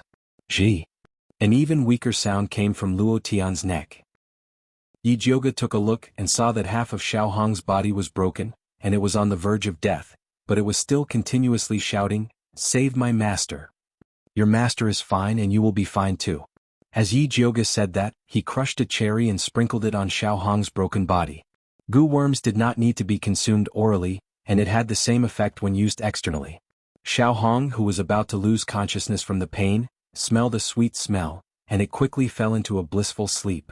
Yijioga also stuffed a few cultivation recovery pills into Luo Tian's mouth, and then went to check on Juni-Chen. Juni-Chen's body was curled up on the ground, and there was a blood-red bulge on his forehead, as if he had grown a horn. The veins at the corner of his eyes were exposed, and his entire face was extremely terrifying. Even the lightning fire needle that was pierced into his Dazui acupuncture point seemed to be unable to suppress it anymore. In this situation, the only way was to extract the drop of blood essence that belonged to the bloodthirsty ancestor. However, this drop of blood essence was extremely cunning, and it would probably escape once it was extracted. "Can you seal the drop of blood essence from the bloodthirsty ancestor?" Yijioga asked Zishang. "No, I can only destroy it." Zishang shook his head. He was only good at destruction, not sealing. Destroying it would be a pity. Yijioga was a little hesitant, and decided to wake Juni-Chen up first. The lightning fire needle controlled the situation at the Dazui acupuncture point, and Yijioga took out another 49 golden needles and inserted them into Juni-Chen's body, completely suppressing the drop of blood essence from the bloodthirsty ancestor. The blood bump on Juni-Chen's forehead slowly softened as if it had disappeared. Then he slowly opened his eyes and looked at Yijioga and Zishang blankly at first. Then he seemed to react and quickly turned to look at the place where Luo Tian had fallen. "He's fine, but you almost lost your life." Yijioga's tone was a little unfriendly. If this little guy had asked her for help earlier, he would not have fallen into such a dangerous situation today. Chapter 224. I didn't think the bloodthirsty ancestor would have such a trick up his sleeve. Juni-Chen returned to his expressionless face. "Then what do you plan to do? It's dangerous to keep this drop of blood. You might die." Yijioga felt that if he didn't exaggerate the truth, this brat wouldn't know how to write the word fear. "Refine it." Juni-Chen was resolute without hesitation. He shouldered the blood feud of his clansmen. He had to become stronger at all cost. Even if it was a narrow escape, he had to charge forward. Yijioga saw him like this and couldn't say anything else to persuade him. She looked at Zishang for help and asked, "Is there any way to help him? This is a battle between him and the bloodthirsty ancestor." Zishang's expression was indifferent.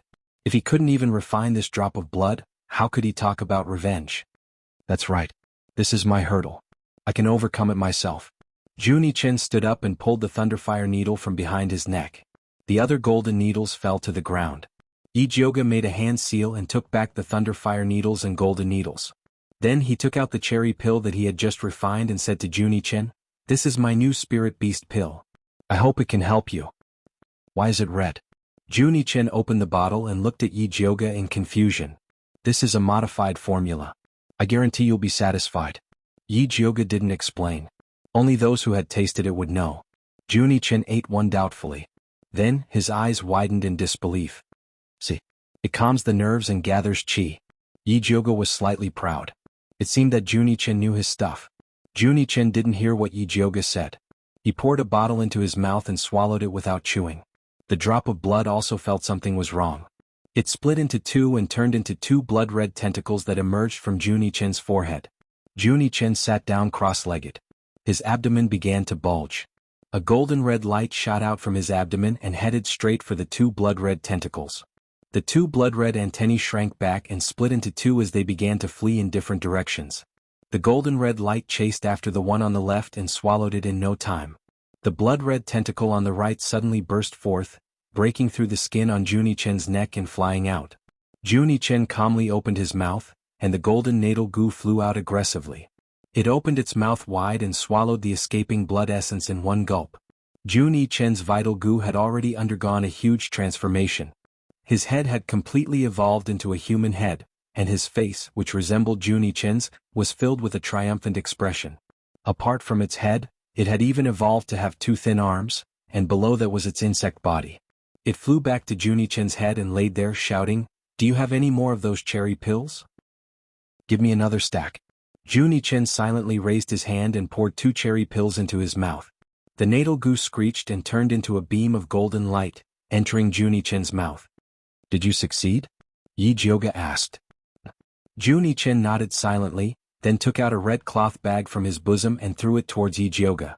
He was actually extremely grateful for Yi Jioga's help, but his awkward personality prevented him from saying any words of thanks, so he could only express it with his actions.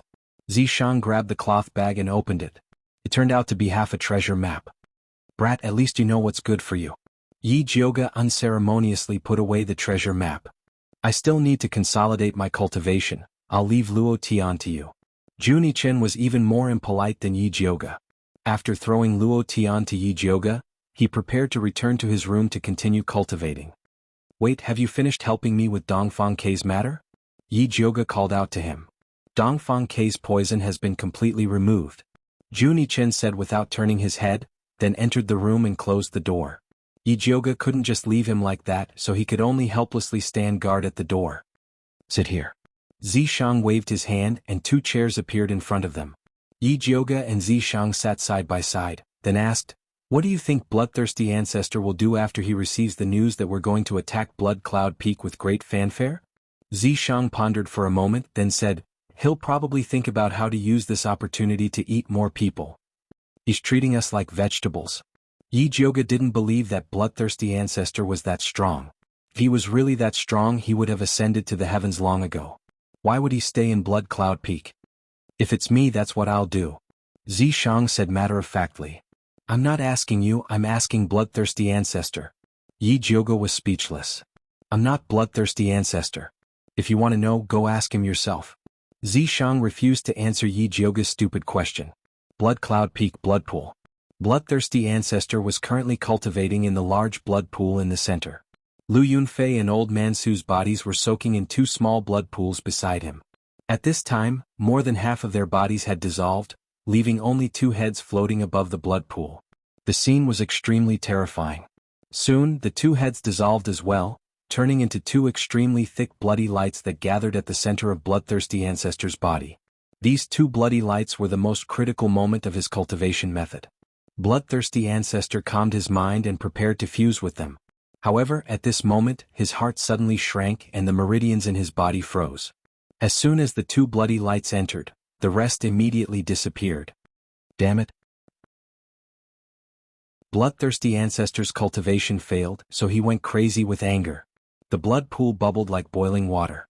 He had never thought that at the critical moment of his cultivation, that drop of lifeblood essence would be completely absorbed by someone else.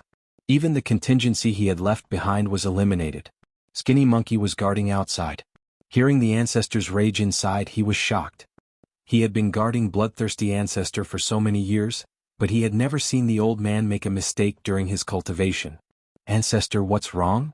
Skinny Monkey didn't dare to rush in, so he could only shout anxiously from outside. "I'm fine." Bloodthirsty Ancestor's chest throbbed violently, but he quickly suppressed this emotion. Bloodthirsty sect wasn't a solid piece of iron. His disciples were all jackals and wolves. He couldn't afford to make any mistakes. He couldn't let them know that he had made a mistake during his cultivation. Bloodthirsty ancestor couldn't help but think of the plan he had been planning for a long time. He thought that if he sent Lu Yunfei and Xiong Yunhu out, he would definitely be able to get Dongfang Yao back for him to use as a blood guide. He didn't think that his plan would fail miserably and cause him to lose a lifeblood essence. Although Su Junqing had brought Lu Yunfei and his grandfathers, it couldn't make up for his loss. Chapter 225. If Ancestor Bloodthirsty wasn't worried that killing Su Junqing would affect the morale of his disciples, he would have killed the kid to train as well. However, it was a critical time to fight against the spiritualists. He not only had to keep the kid under control, but he also had to give him some rewards to let his subordinates know that as long as they worked well for him, there would be many benefits. Ancestor Bloodthirsty quickly made up his mind. He stood up and left the blood pond, calling for Skinny Monkey. "Ancestor, what are your orders?" Skinny Monkey bowed and asked politely. "Su Junqing did a good job this time. Bring out blood slave number 13 and give it to him." Ancestor Bloodthirsty took out a red flower-shaped seal and threw it to Skinny Monkey. Skinny Monkey's heart jumped when he caught the seal. Blood slave number 13 was Yi Yunji. Su Junqing had sent Yi Yunji to the ancestor to please him. Now the ancestor gave Yi Yunji to Su Junqing. What did he mean? What? Is there a problem? The ancestor looked at the silent Skinny Monkey with a trace of doubt in his voice. Skinny Monkey immediately came back to his senses and said, "I just can't remember who blood slave number 13 is." "The one with the red mole between her eyebrows." Ancestor Bloodthirsty remembered clearly. "What's her?" Skinny Monkey suddenly understood and then showed a wretched and regretful expression. "My brothers thought that the blood slave would definitely go to the blood cave. I'm going to be disappointed." "What's there to be disappointed about?" "Send my message. After we resist the Spiritualist Alliance's attack, they can use my blood slaves as they wish," Ancestor Bloodthirsty said generously. "Thank you, Ancestor." Skinny Monkey was overjoyed and immediately flattered him again. "Old Ancestor is mighty. With you here, we will definitely defeat those rookies from the Spiritualist Alliance and give our blood-sucking sect more blood resources. Alright, stop flattering me. Go and do your work." Ancestor Bloodthirsty waved his hand impatiently. Yes. Skinny Monkey immediately bowed and left. He didn't dare to delay and immediately took the seal to the 100-Flower Palace. Yi Yunji was secretly cultivating. Hearing Skinny Monkey call for her, her heart jumped. Ancestor Bloodthirsty should be cultivating right now. He shouldn't be looking for a blood slave to serve him. Did something happen? She was anxious and her face showed a bit of worry. Seeing Skinny Monkey, she asked nervously, "Brother Skinny Monkey, what happened?" "The old ancestor wants to give you to Su Junqing," the Skinny Monkey said in a deep voice. "To who?" Yi Yunji thought she had heard him wrong. "Su Junqing." Skinny Monkey emphasized. "Why is he here?" Yi Yunji felt a chill rising from the soles of her feet, making her whole body feel cold. But at the same time, a ball of fire was lit in her heart, burning her to the point that she had to breathe heavily to avoid suffocating to death. Skinny Monkey Man knew the grudge between Yi Yunji and Su Junqing. He could understand her pain, so he told him how Su Junqing had brought his grandfather to bloodthirsty progenitor. To even his own grandpa Su. Crazy as Skinny God Skinny Yi sighed. Although he wasn't a good person and had harmed many people for the sake of cultivation, at least he wouldn't do anything to his family. He would also do his best to protect the people he wanted to protect. Su Junqing, Yi Yunji murmured. She wanted to bite the name and swallow it with her blood. Su Junqing, Yi Yunji muttered to herself. It was as if she wanted to crush the name and swallow it with her blood. Su Junqing, Yi Yunji murmured. She seemed to want to bite the name and swallow it with her blood. "Don't do anything stupid." Skinny Monkey was worried that Yi Yunji would do something wrong. "You don't have to worry too much. You are a gift from the patriarch.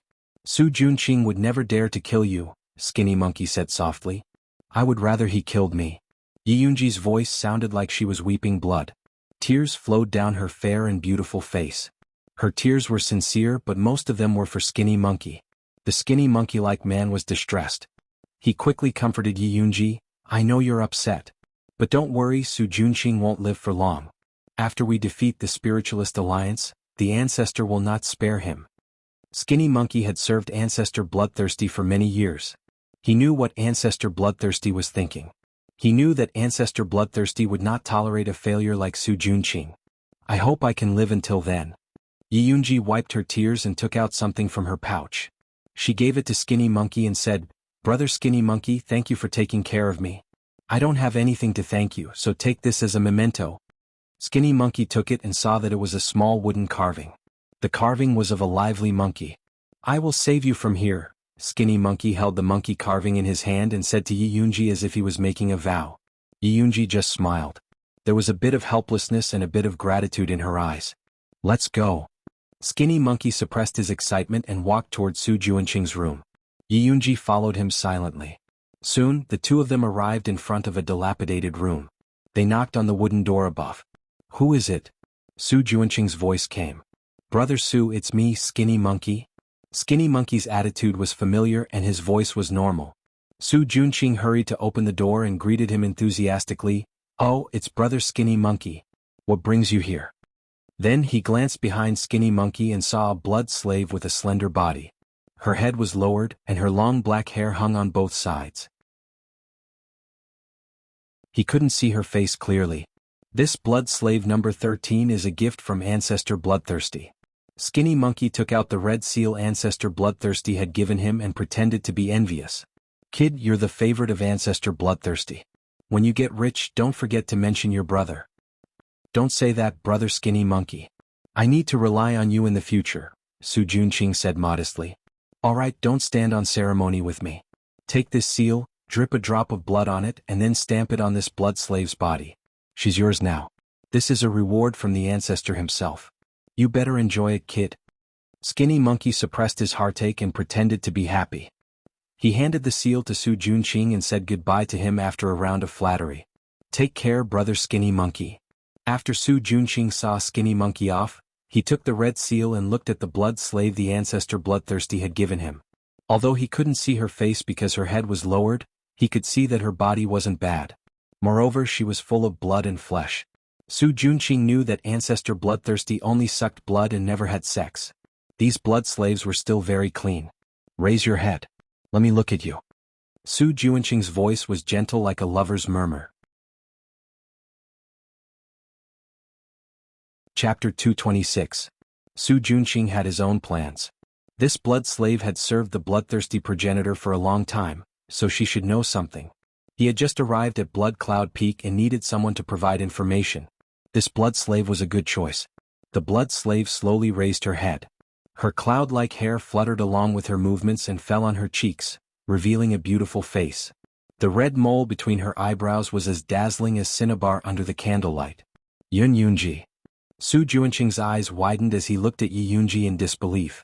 Why wasn't she dead yet? "Sir Su, long time no see." Yi Yunji's resentful voice sounded in the room as if it was calling from hell. "Yunji, are you all right?" Su Junqing reacted quickly and showed a complicated expression of awkwardness, melancholy, worry, guilt, and other emotions. "Thanks to Sir Su, I'm still alive," Yi Yunji said word by word. "I know you must be blaming me." Su Junqing heaved a long sigh, but he was desperately trying to think of an excuse to fool Yi Yunji. He really didn't think that Yi Yunji was still alive and that the bloodthirsty progenitor had given her to him. Could it be that the old ancestor was warning him? "You destroyed me and my family. Shouldn't I blame you?" Yi Yunji's eyes burned with deep hatred. If it weren't for the fact that the spirit energy she had was not Su Junqing's match, she really wanted to rush up and die with him. "Yunji, I know you hate me, but I have my own difficulties." Su Junqing wanted to say something but stopped. He sighed painfully and said helplessly, "You've been in bloodthirsty sect for a long time, so you should understand my situation. I'm just a dog in bloodthirsty sect. I have to obey the progenitor's orders." "You mean that the progenitor forced you to do all those dirty things?" Yi Yunji sneered. "The progenitor wants the treasure map. Your Yi family is guilty of possessing it. If it were someone else in bloodthirsty sect, your entire family would be captured and used as fertilizer. You wouldn't be able to escape." Su Junqing's words were very skillful. He did not try to absolve himself, but this comparison showed that he had been lenient towards the Yi family. At least she and Yi were still alive. "In that case I should thank you." Yi Yunji was no longer the innocent girl from before. Of course she wouldn't believe Su Junqing's nonsense. "I know you resent me and I have nothing to say.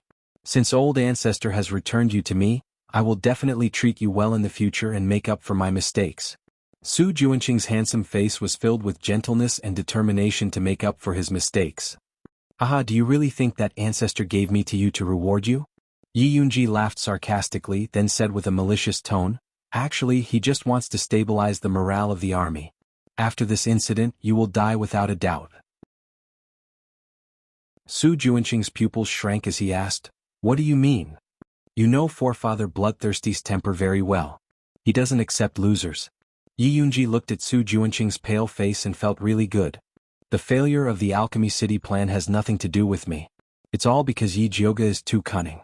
For the forefather's grand plan, I even offered my own grandfather to him. Su Juanqing angrily said. What's the point of saying that to me? I'm not the forefather. Yi Yunji leisurely said. Su Juanqing's face was ashen. He knew that Yi Yunji was telling the truth. The forefather was an eccentric person and hated losers the most.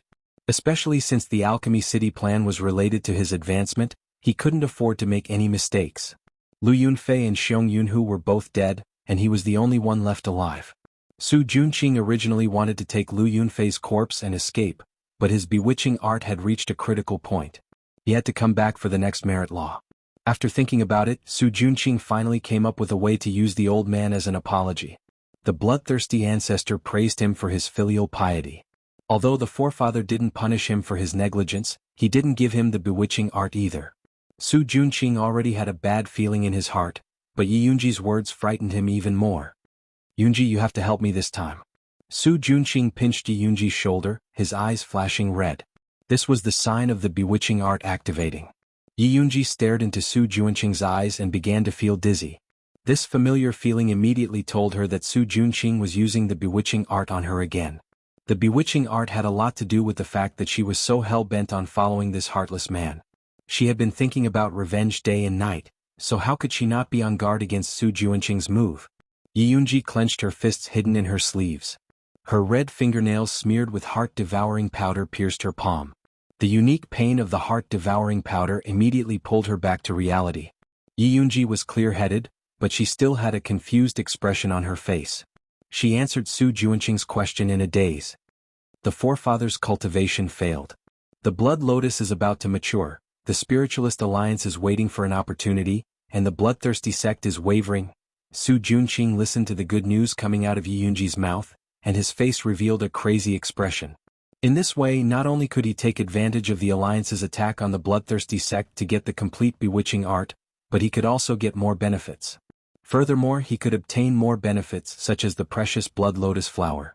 Yi Yunji looked at Su Juanqing's undisguised greed with hazy eyes, and her red lips curved imperceptibly. Su Juanqing, I will definitely return the pain I've suffered to you 1,000 times over. Blood Cloud Peak was surging, but Shangjing was very calm. After Yi Jioge finished protecting Junichen, he left a bottle of essence cultivating pills and cherry pills for the awakened Luo Tian, and then returned with Zishang. As soon as he entered the gate, he heard buzzing sounds. A black and mighty fat insect flapped its wings and flew towards Yi Jioge, and complained discontentedly, "Where have you been? Master and I have been waiting for you for a long time." The feeling of being questioned by a goo insect was too fresh, so Yi Jioge replied very seriously, "I went to see Junichen, he had some problems with his cultivation." Black Overlord obviously did not care about the goo father that raised him, and instead surrounded Yi Jioge and shouted, "Where is my master's reward? Quickly give it to me." Since when could goo insects help their master get rewarded? Yi Jioge felt that these goo insects were becoming more and more temperamental. In order to encourage them to continue, she simply gave Yi Yu's reward to Black Overlord. This is the newly refined Spirit Beast Pill, Cherry Pill. Yi Jioge took out a bottle of Cherry Pill. Black Overlord's small eyes shone with excitement, and immediately rushed up to hug the jade bottle that was even bigger than him, and then turned into a black light and disappeared. Chapter 227. As soon as Black Lord left, Yi Yu rushed out and asked anxiously, "Where's my Black Lord?" "He flew away with your reward."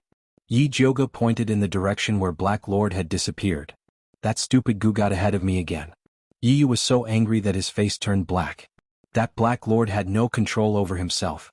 Every time there was something delicious he would eat until he died. He could finish a bottle of Spirit Beast pills in 15 minutes. He was a typical Sunlight Clan member. When there was nothing left, he was jealous of Little Red and the others and pestered Yu every day to buy more. How annoying. Cough cough. Do you want to get it back? Yi Jioga asked irresponsibly. It's useless now. Let's talk about business first. Yu sighed. With that big mouth of the Black Tyrant, it was likely that even the bottle had been swallowed by now, so what was the point of looking for it? What's the matter? Yi Jioga cooperatively changed the topic. The Spiritualist Alliance is in a heated argument because of Grandmaster Dongfang's master-building pill. Many sects are trying to squeeze more people into their ranks. Right now it's very noisy. I don't know when it will be settled. If we wait for them, I'm afraid we'll have to wait for a very long time. Are you sure about the leader? Yi Jioga asked. Yes, Gong Shifan is leading the team, Yi said confidently. It's him. Yi Jioga thought of the handsome uncle who had helped her out. He was not a simple character. If he was leading the team, the Spiritualist Alliance would not be able to make a fuss for long. Gong Shifan? Zishang suddenly said coldly. Obviously, he remembered that it was the person who had helped Yi Jioga when he was asleep. Ask Dongfang Yao to pressure the Spiritualist Alliance. If they can't decide on the team in 10 days, we won't wait. Zishang looked at Yi and ordered. Can we not wait? Yi Jioga doubted that they could even fill the gap between the bloodthirsty ancestor's teeth. The bloodthirsty ancestor is prepared. The Spiritualist Alliance is still arguing. We must give them some pressure. Zishang's words were well-founded. Yi Jioga thought it was a good idea, so he said to Yi, do as he said. Yes. Yi was about to leave. Yi Jioga suddenly remembered something and hurriedly stopped him. Wait, let me draw some blood first. Blood? Yi was stunned. He didn't understand what Yi Jioga wanted to do with his blood. With your current cultivation, it's still dangerous to go to Blood Cloud Mountain. I plan to help you refine some secret pellets that can increase your cultivation in a short time. Yi Jioga had gotten this idea from Bloodthirsty Forefather. His blood beads could stimulate the fighting strength of Xiong Yunhu and the others. In that case, she could use the same principle to refine a few pills for Yi in case he needed them. This way he wouldn't be fooled by Lu Yunfei like he was in Alchemy City. All right. With such a life-saving method, Yi was naturally happy. He extended his hand without hesitation. Yi Jioga took out the sterilized blood vessel and started to bleed Yi.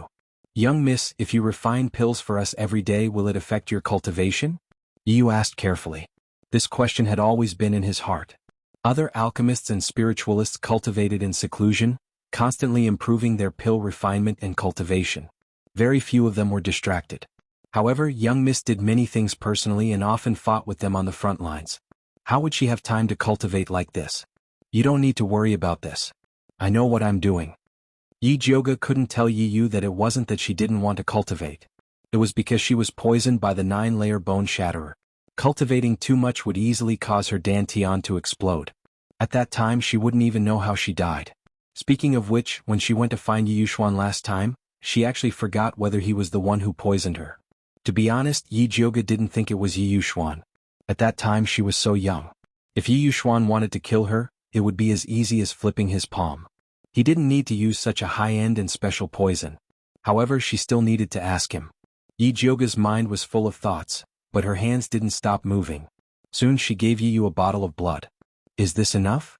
Yi couldn't wait for Yi Jioga to give him more blood so that he could refine more secret pills. Yes. Secret pills were something that could only be used when there was no other choice. How could they be used as food? Yi put down his sleeves, curled his fingers and whistled. Then Black Tyrant flew out of the window with the jade bottle in his arms. His fat belly was so bloated that it was about to droop. Black Tyrant, who had just received his master's reward, perfectly displayed the true essence of the sunlight race. The jade bottle couldn't be any emptier. Let's go. Yi shoved Black Tyrant into his pocket and left with Yi Jioga. Yi Jioga put away Yi's blood and told Zishang about the 9-layer bone shatterer. This sovereign has already asked for you. It wasn't your scumbag father who poisoned you. Zishang's answer was completely out of Yi Jioga's expectations. When did you ask? Yi Jioga asked in surprise. They were always together, so how could Zishang have the time to ask Yi Yuxuan? Is that important? Zishang raised his eyebrows.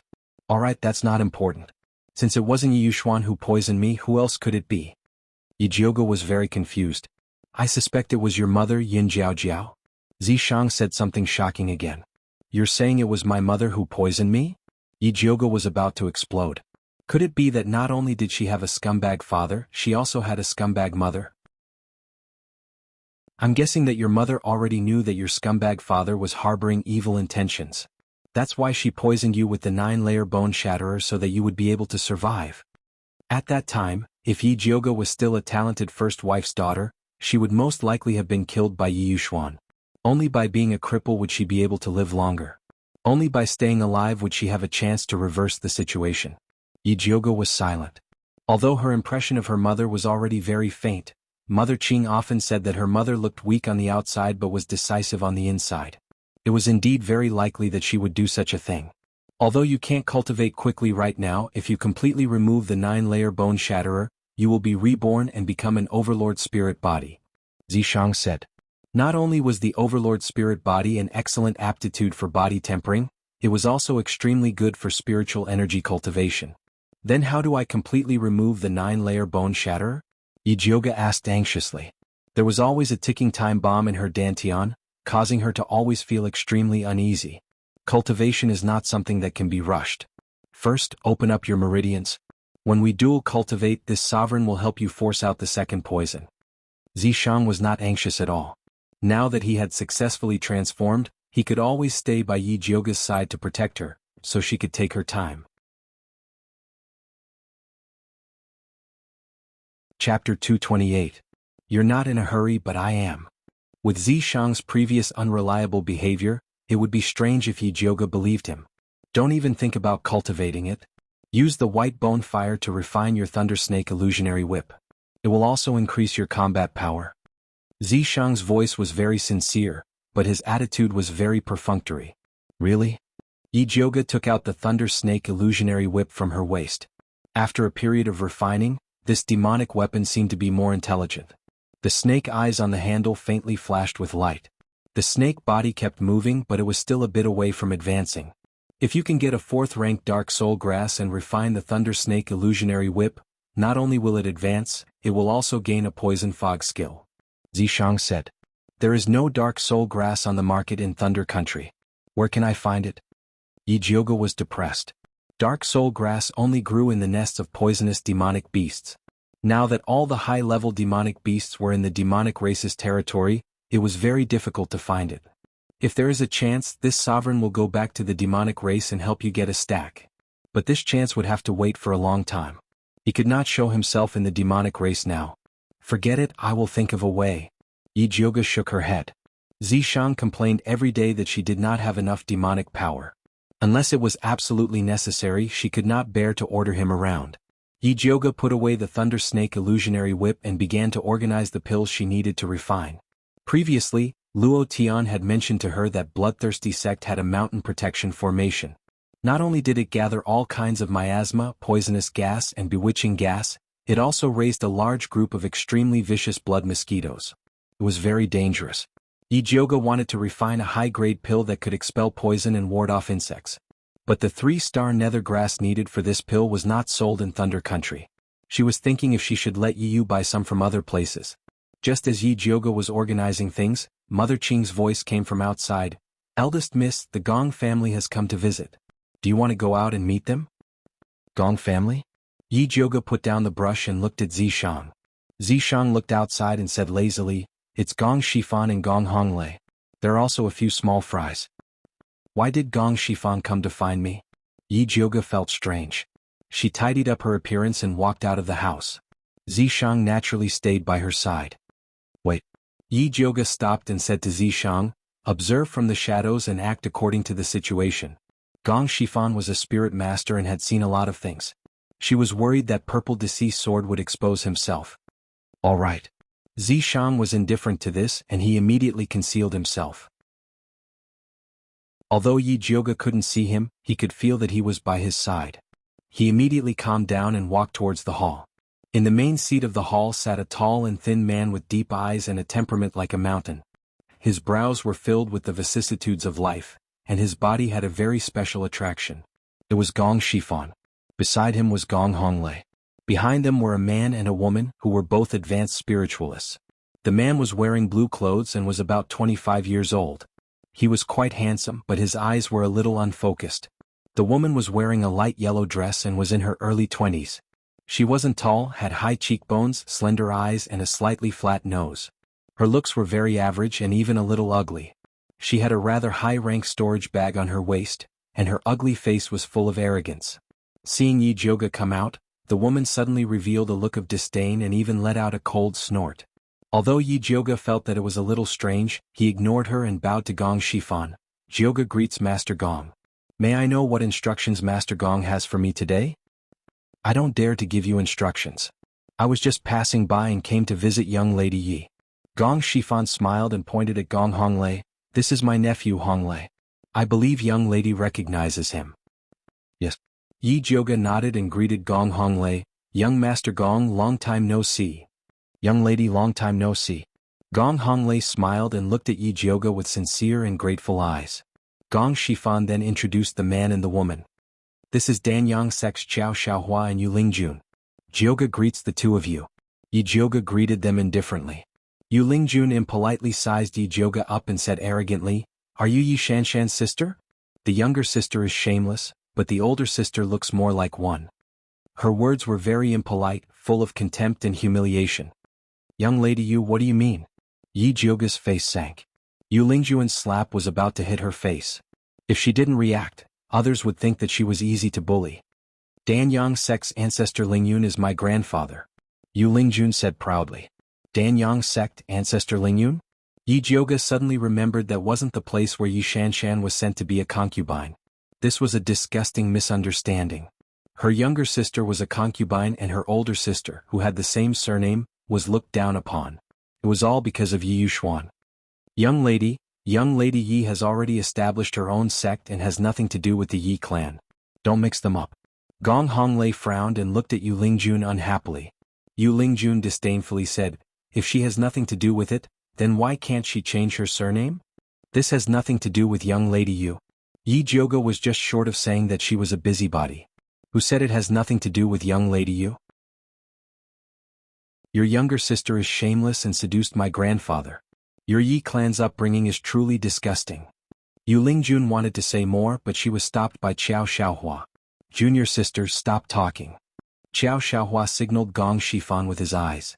Yu Lingjun noticed that Gong Shifan's expression was grave and cold. It was clear that he was very dissatisfied with her attitude. Yu Lingjun didn't dare to offend Gong Shifan and could only shut up. Gong Shifan suppressed Yu Lingjun and said, Young lady, we came here today to ask about Alchemy City and the heretic cultivators. I thought Big Brother Bai and Big Brother 1 already told you. Yi Jioge heard from Yi Yu that Gong Shifan had already asked Bai Songling and Wan Ziang about the specifics. They did indeed tell me. They heard that the heretic cultivators are experts in using poison. The only thing that can deal with them is the goo worms that your subordinates nurtured. So I wanted to ask if it's convenient for you to sell some to us? Gong Shifan asked politely. He had been appointed as the leader to deal with bloodthirsty sect and had carefully investigated this matter. Yi Jioge's goo worms were an indispensable item on his list of resources. Yi Jioge's eyes brightened. She suddenly realized that she could use goo worms to exchange for dark soul grass with the Gong clan. The Gong clan had such a large family business, it would definitely be faster than her looking for it herself.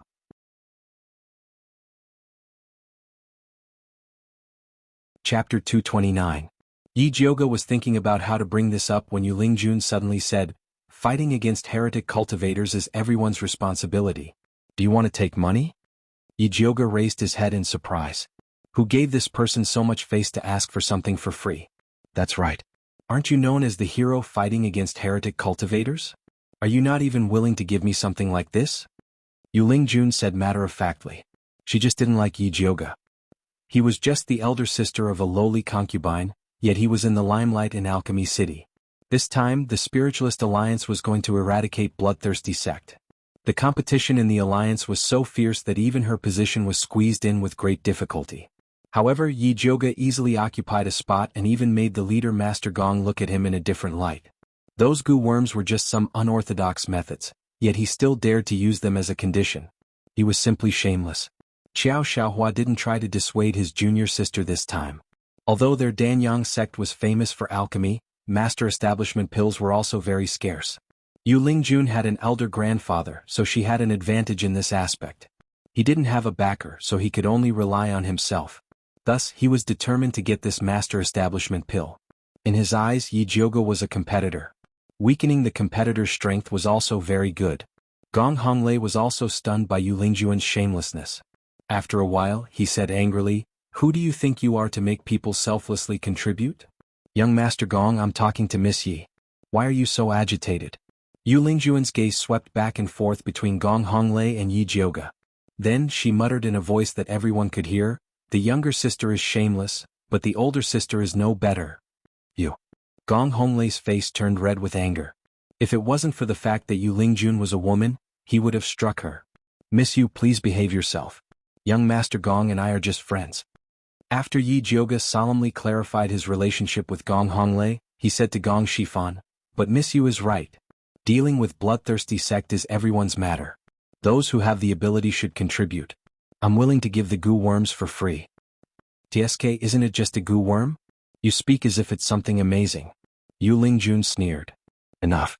Qiao Xiaohua also felt that his junior sister's words were a bit too much, and quickly pulled her back. "Miss Yi, you don't have to do this." Gong Shifan frowned. He regretted bringing the two idiots from the Danyang sect with him. "Master Gong, you don't have to be so polite. It's everyone's responsibility to fight against evil cultivators. If it were Miss Yu, she would do the same." Yi Jiuge looked at Yu Lingjun with a smile. "Of course," Yu Lingjun replied proudly. "Since that's the case, there's something I need Miss Yu's help with. I have the recipe for a high-grade insect repellent pill that can resist the bloodthirsty sect's defensive formation. I'm just missing some 3-star serene grass. Miss Yu is in the Danyang sect, so I'm sure you won't be lacking in spirit herbs. You'll definitely be willing to contribute them." Yi Jiuge smiled as he dug a hole for Yu Lingjun. Gong Honglei could already tell that Yi Jiuge was digging a hole for Yu Lingjun to jump into. He was very willing to help her, so he said loudly, "Miss Yi can actually refine this kind of spirit pill. That's great. This way we have more confidence in dealing with the bloodthirsty sect." With that, Gong Honglei turned to Yu Lingjun and said, "Miss Yu, this 3-star serene grass is all up to you. Don't just say it and not do it." Yu Lingjun's expression changed and she quickly said, 3-star serene grass isn't cheap, Yu. Miss Yu, don't tell me you want me to contribute even the pill recipe." Yi Jiuge interrupted Yu Lingjun's words. Yu Lingjun really did have this idea. Gong Honglei rushed to say again, "Miss Yi is worrying too much. The Danyang sect has so many pill recipes, but I haven't seen them contribute any. In other words, if you want someone else to contribute a pill recipe, you should take one out if you have the ability." Yu Lingjun's expression changed again. Pill recipes were a secret. Even if her grandfather was the patriarch of the Danyang sect, he couldn't break this rule. Qiao Xiaohua saw that the situation was bad and quickly said, "Young Master Gong, the 3-star serene grass is expensive. We are just disciples of the Danyang sect, so we can't make the decision." "Is that so?" "When the two of you made the decision to ask Miss Yi to contribute her goo worms, you were quite loud." Gong Honglei didn't give these two any face at all. Although the Danyang sect was also a large sect, the Gong family wasn't to be trifled with. There was no need to give them face. "How can those goo worms compare to the 3-star serene grass?" Yu Lingjun said angrily. The 3-star serene grass was a rank 3 spirit herb. It wasn't easy to cultivate it, so it was impossible for their sect to give it away casually. "Miss Yu, you're wrong. Everyone is showing their sincerity for this mission. The price is the sincerity, and my goo worms might not be worse than your 3-star serene grass. The market price of 3-star serene grass is less than 1,000 taels of gold each. My goo worms are priceless," Yi Jiuge said coldly. "You have the cheek to ask for a few stupid worms?" Yu Lingjun's face was full of anger. She wanted to go forward and give Yi Jiuge 2 slaps. Enough. Gong Shifan was really angry this time. The pressure of a spirit master crushed towards Yu Lingjun and Qiao Xiaohua. Either the Danyang sect hand over 2 caddies of 3-star serene grass or you can scram. I don't need people who go back on their words.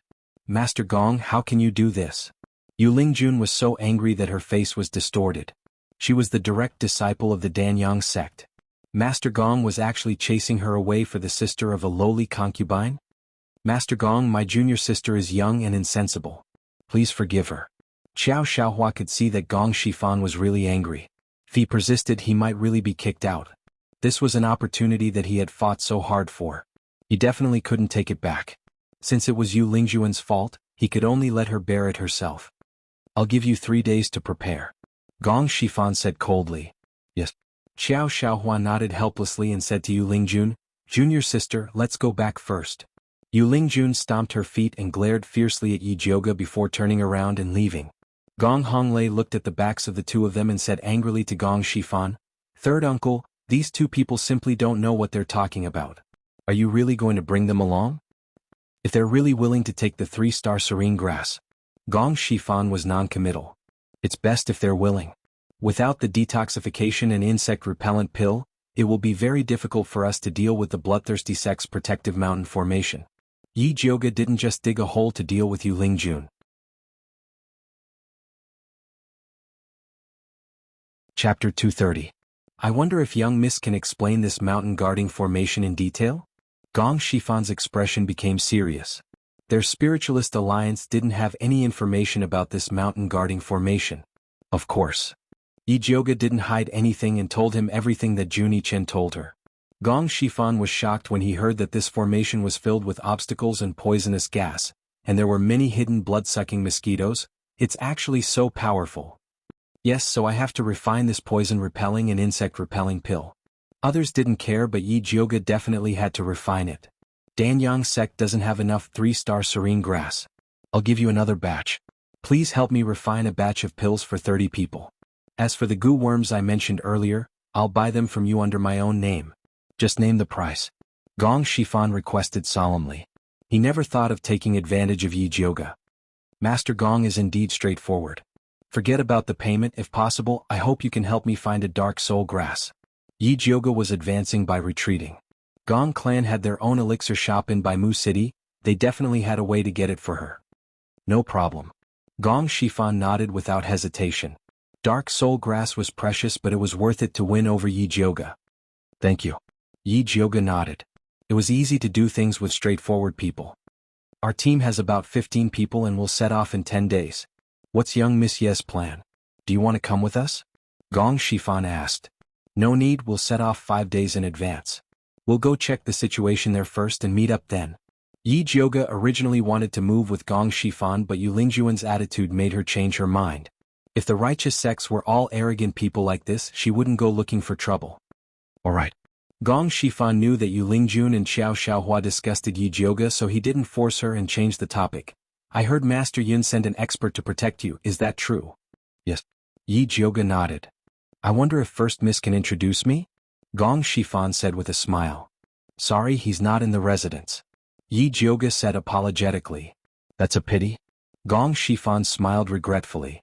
If there is a chance, I will bring him to visit you. Yi Jioga said politely. She still needed the help of the Gong family for her dark soul grass, so she still had to say some polite words. I will definitely welcome you with open arms. At this point, Gong Shifan's attitude became serious and he said solemnly, Eldest Miss, I have something to ask of you. Master Gong, please speak. Yi Jioga had already guessed what he wanted to say. Young Miss, you should have heard that my big brother's son, Gong Baiyu, was born with an eye disease. Many spiritual doctors were unable to treat it, so I want to ask Master Yun to take a look. As long as Master Yun can cure Baiyu's disease, our Gong family is willing to pay any price. Gong Shifan's promise was so heavy that even Yi Jioga was moved. Unfortunately, she didn't know where her grandfather was. She could only rely on herself to fight for this promise. Hence, Yi Jioga said apologetically, my grandfather's whereabouts are uncertain. Even if I have a way to send a message, I don't know when he will receive it. If Master Gong doesn't mind, can I first diagnose young Master Baiyu's illness? Of course, but Baiyu isn't in 100 Eye City now. He is in the Boundless Sect, Gong Shifan said. Isn't the Boundless Sect a place for Buddhist cultivators? Why did young Master Baiyu go there? Yi Jioga asked curiously. With the importance the Gong family placed on Gong Baiyu, it was impossible for them to let him become a monk. Gong Shifan hesitated for a moment before saying, Baiyu's eye disease is getting worse. He can't sleep at night. He can only rest for a while at the Boundless Sect. Is that serious? Yi Jioga suddenly felt that something was wrong. The eye disease affected the brain and it was spreading too quickly. Even she wasn't confident that she could cure it. Yes, I heard that the blood lotus can calm the mind. I wanted to find one for him to try. The reason why Gong Shifan was willing to be the team leader was not only to take revenge for Gong Hongyu, but also to obtain the Blood Lotus to alleviate Gong Baiyu's illness. I see. Yi Jiuge sighed. Master Dongfang was also determined to obtain the Blood Lotus. He was even willing to use Master Establishment pills to exchange for it. He hoped that the Blood Lotus and the Bloodthirsty sect would be enough for the two of them to fight for it.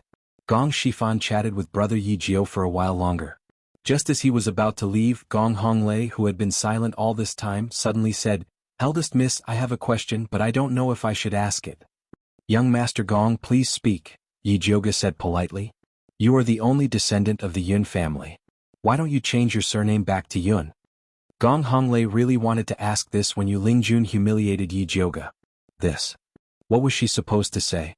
When she broke off with her scumbag father and came out to establish her own family, she still wanted to change her surname. However, Emperor Xian Wu suddenly gave her a Yi residence plaque. It was obvious that he wanted her to continue fighting with her scumbag father. She had just established her own family, so it wasn't good for her to embarrass Emperor Xian Wu. However, Yu Lingjun used the fact that Yi Shanshan was a concubine to attack her. This made her realize that as long as she continued to use her surname, Yi Yuxuan's tricks would affect her reputation. Now, it seemed that it was necessary to change her surname, but she still had to find the right time. I still have some face in front of Emperor Xian Wu. If eldest Miss Yi wants to change, I can help. Gong Shifan could see Yi Jiuge's fear. This simple sentence showed the demeanor of an expert. Although Emperor Xian Wu was the Emperor of Thunder Country, he was still far inferior to the Gong family. It was a piece of cake for the Gong family to ask him to change his edict. If that's the case, thank you. Yi Jiuge nodded. Since the Gong family was willing to help, she didn't refuse. I'll get someone to send the 3-star nether grass and the dark soul flower over later. I wonder if eldest miss is free in the afternoon? Gong Shifan asked. I'll be at home for the next few days. Yi Jiuge nodded. It's getting late. We'll leave first. Gong Shifan said goodbye and left. In the afternoon, the Gong family sent the 3-star nether grass and the dark soul flower over. There were only 3 to 4 portions of the 3-star nether grass. This was the Gong family's reserve in Thunder Country. The rest was being urgently deployed. It would take about 2 more days. There was enough dark soul grass. It was a box full of black spiritual herbs.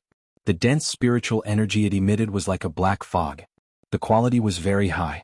Gong Shifan was indeed a straightforward person. After Yi Jiuge got the 3-star nether grass, she prepared to make a cauldron of poison and insect repellent pills. As for using the dark soul grass to forge the thunder snake illusionary whip, Zishang took over. Chapter 231. In the alchemy room, Yi Jiuge stood in front of the small bronze cauldron and focused on controlling the white bone fire for the final stage of core formation. The cauldron emitted a white glow as the medicinal liquid quickly condensed into dozens of white pills. When the cauldron was opened, an extremely cold aura rushed out and the temperature in the room immediately plummeted. This Yin pill is not bad. Zishang raised his eyebrows. It was his first time refining such a difficult Yin pill, yet it was so perfect. Xiao Jiuge was indeed amazing. Do you think Gong Shifan will dare to eat it if he knows it's a Yin pill? Yi Jiuge asked Zishang worriedly.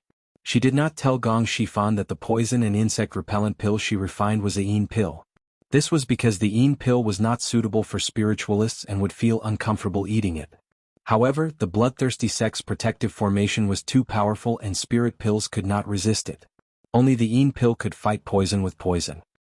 He would be stupid if he doesn't eat it. Zishang did not think Gong Shifan was a fool. The greatest effect of the Yin pill Xiao Jiuge refined was not to expel poison and insects but to kill them. After consuming this Yin pill, no matter what poison entered the body, it would immediately be metabolized and form poisonous sweat on the surface of the body. Mosquitoes would die if they touched it. This was the pill she specially researched based on the bloodthirsty sect's protective formation. You're right. Since I've already refined the pill, it's up to them whether they eat it or not. As Yi Jiuge spoke, she put away the Yin pill in the cauldron. 2 more cauldrons and then help me deal with the dark soul grass. Zishang glanced at the remaining 3-star nether grass. The Gong family and Danyang sect had sent another batch so they could refine a total of 300 Yin pills, which greatly exceeded their budget. Okay. Yi Jiuge quickly refined the remaining 3-star nether grass and went to help Zishang sort out the dark soul grass. Each dark soul grass was only the length of a pinky and was completely black. The thicker the mist emitted, the more poisonous it was. What Yi Jioga needed to do was to use the white bone fire to extract the poison from the dark soul grass. Zishang stood in the corner and injected demonic power into the Thunder Snake illusionary whip. As the black and purple light poured into it, the Thunder Snake illusionary whip seemed to have awakened. Its snake eyes flickered with a cruel light. It nimbly flew out of Zishang's hand and circled around Yi Jioga. Yi Jioga set up a 3-finger-wide, 1-foot-long iron plate in the middle of the pill refining room. He then placed all the dark soul grass on it and summoned the white bone fire to roast the grass. Every time a dark soul grass burned out, it would turn into a cloud of black mist and try to escape. But before they could drift far away, they would be swallowed by the lightning snake illusory whip. More and more black fog appeared and fled in all directions. The thunder snake illusionary whip's movements also abruptly sped up. It moved around the house like a black lightning bolt, swallowing all the black mist into its mouth. Its originally silver-white body was gradually dyed with black mist, making it look even more ferocious. Zishang had been paying close attention to the lightning snake illusionary whip's movements. When the lightning snake illusionary whip swallowed the last of the black mist, he flicked his finger, and a drop of blood flew into the lightning snake illusionary whip's mouth. "What are you doing?" Yi Jioga was shocked. Wasn't dripping blood to recognize the owner something she should do? Could it be that this guy wanted to steal her weapon? You're thinking too much. How could Zishang be interested in this small demon equipment? His low HP was just to add another layer of protection to the demonic artifact. After absorbing Zishang's blood, the lightning snake illusionary whip immediately changed. On top of the silver snake, there was an additional black snake. The snake's head intertwined with the neck, and the snake's body intertwined, extending downwards. "Try it." Zishang threw the lightning snake illusionary whip to Yi Jioga. After Yi Jioga received it, she inserted her spiritual energy into it. The lightning snake illusionary whip immediately expanded, and a silver-white light shone, completely enveloping the black snake. After the upgrade, the lightning snake illusionary whip had even more attack power than before. But Yi Jioga felt that it shouldn't be just that. She put her index finger into the snake's fang on the handle. After absorbing blood, the lightning snake illusionary whip changed into a demon equipment. In an instant, it became completely black, and its attack was incomparably strange. As long as one was hit, they would immediately die from poison. If it was at night, it would definitely be impossible to defend against. Yi Jioga was very satisfied with this. "I placed a seal inside. If you encounter a situation where you have to risk your life, you can open this seal." Zishang told Yi Jioga the method to remove the seal. Yi Jioga carefully memorized it. This seal was made by Zishang using her own blood essence. It was definitely her life-saving weapon. Yi Jioga adapted to the new function of the lightning snake illusionary whip, then wrapped it around his waist and left the alchemy room. Then he called Mother Qing over. "Has there been any movement in the palace in the past few days? Did His Majesty give us any decree?" Yi Jioga asked. "I haven't heard of any movement in the palace." Mother Qing shook her head and cautiously asked Yi Jioga, "Eldest Miss, what decree do you think His Majesty will give us?" "Nothing much." Yi Jioga didn't tell Mother Qing about changing back to her surname Yun.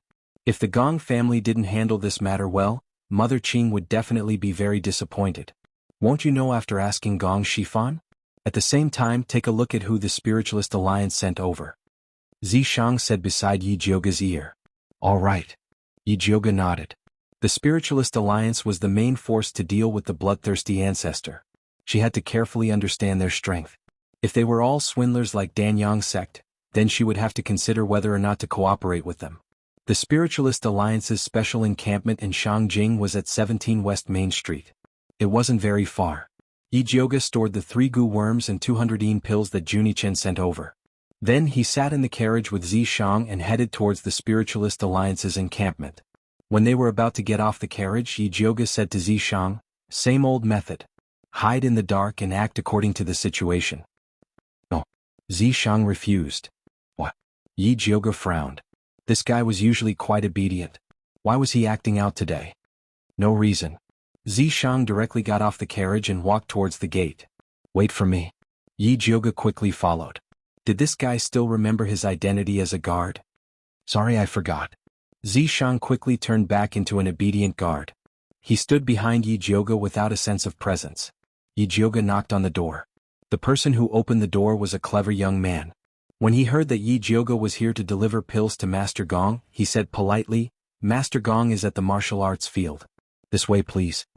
After saying that, he led the way. Yi Jioga followed the young man through the long corridor. After turning a corner, they arrived at the incomparably spacious martial arts field. At this moment, the martial arts field was filled with spiritualists. It should be the team that Gong Shifan was leading this time. These spiritualists were all advanced spiritualists. Among them, Yu Lingjun and Xiao Xiaohua stood in front of Yi Jioga. Seeing Yi Jioga walking over, Yu Lingjun's eyes immediately revealed a resentful light.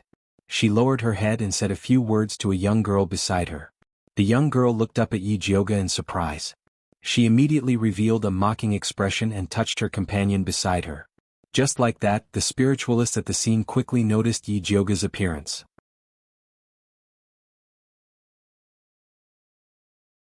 Chapter 232. The spiritualists all revealed expressions of disgust, disdain, contempt, and wretchedness.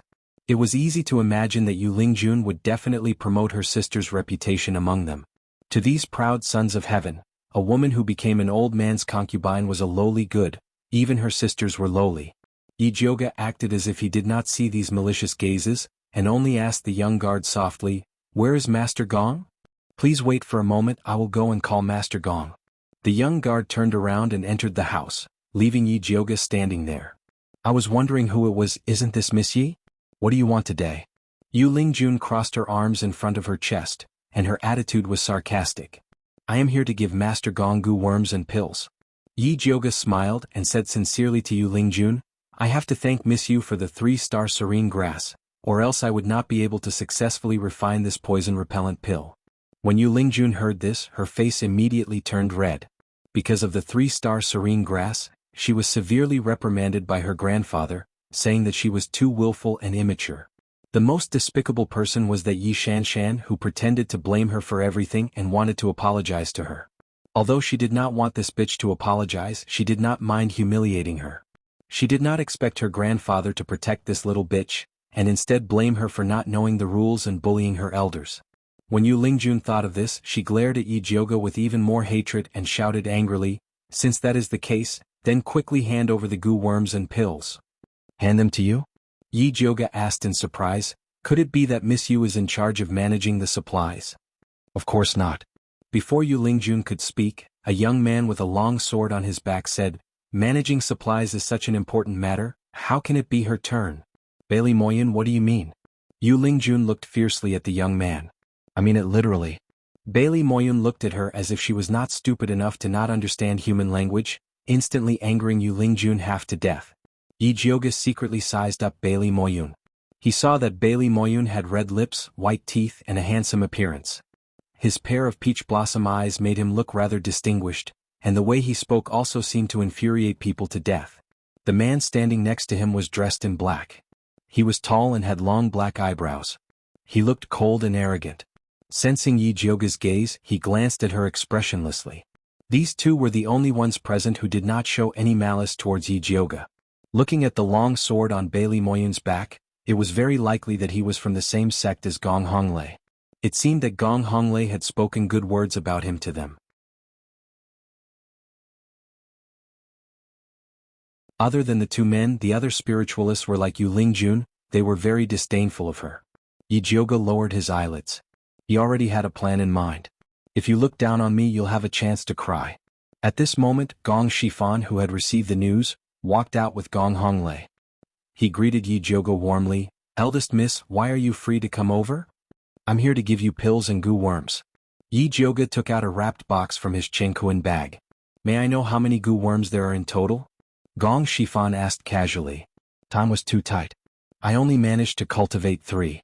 Yi Jioga looked apologetic. In reality, Junichen had cultivated 13 of them, but she was not stupid enough to give them all to Gong Shifan. "There are only 3. How are we going to divide them? Aren't you making things difficult for Master Gong?" Yu Lingjun immediately questioned Yi Jioga loudly. "There's no need to divide them. These goo worms will automatically recognize me as their master." Yi Jioga spoke softly. He did not change because of Yu Lingjun's bad attitude. "These goo worms can actually recognize me as their master. They are indeed intelligent." Gong Shifan nodded in satisfaction. It was common knowledge that whether it was a weapon or a spirit beast, those that would automatically recognize their master were all of high quality. How do these goo worms recognize me as their master? Bailey Moyun looked at Yi Jioga with his peach blossom eyes. He did not seem to be interested in the goo worms. Instead, he seemed to be more interested in the beauty Yi Jioga. Everyone take turns to put your finger into the box. Once the goo worm recognizes you as its master, it will automatically bite your index finger and sign a contract with you. Yi Jioga ignored Bailey Moyun's flirtatious look. She solemnly took out the wooden box containing the goo worm. There was a small hole at the top that could fit an index finger. TSK deliberately mystifying things. Yu Lingjun had a look of disdain. The other female spirit practitioners also looked like they were going to politely decline. They hated the worms to begin with. Now that they saw that they had to put their fingers into the box to let the worms suck their blood, they distanced themselves even further. As for Yi Jioga, who dared to play with worms, they despised her to the extreme. I'll go first. How do we do it? Bailey Moyun immediately responded. Just put your finger in. Yi Jioga handed the box over. Bailey Moyun raised his slender and fair index finger. Under everyone's gaze, he slowly inserted it into the box. Bailey Moyun's handsome face immediately revealed an expression of surprise. What's wrong? Gong Honglei quickly asked. It hit. Bailey Moyun withdrew his finger. There was a small wound on it. Then a black shadow flew out of the box like lightning. It landed on Bailey Moyun's arm and quickly turned into a cocoon. Then it quickly broke out of the cocoon. It was a goo worm that looked like a peach-red bird. It had a pointed small beak, intelligent black eyes, peach-red feathers, and was only the size of a thumb. It was extremely cute. Oh my god, it's so cute. Those female spirit practitioners originally thought that goo worms were disgusting. They never expected it to be so cute. This was also the area that Yi Jioga requested Junie Chen to improve. The blood cloak Miao people only focused on power. Those goo worms were all ferocious. However, the team led by Gong Shifan was from a famous sect. Raising goo worms was a crooked way to them. If they had the appearance of Lil Red, Big Mouth, and the rest, they would probably be abandoned after defeating bloodthirsty sect. Thus, Yi Jioga requested Junie Chen to change the appearance of these three goo worms. It was fine if their power was low, but their appearance had to be acceptable. Now it seemed that the effect was very good. Immediately, there were two pretty and lively girls who could not help but tease the cute peach-red goo bird on Bailey Moyun's arm. The little goo bird also cooperated and chirped softly, looking even more adorable. Young Master Bailey, give it a name. The female spirit practitioner called Lin Yanxi giggled. Bailey Moyun thought about it and quickly decided, let's call it Little Peach. He was also very satisfied with this pink little bird goo. He did not know if it could detoxify the poison, but it was enough to pick up girls. Next. Yi Jioga saw the lively atmosphere and did not lose the opportunity to shout. Senior brother, go quickly. Yu Lingjun quickly pushed Zhao Xiaohua. If goo worms were all so cute, she wouldn't mind taking one as well.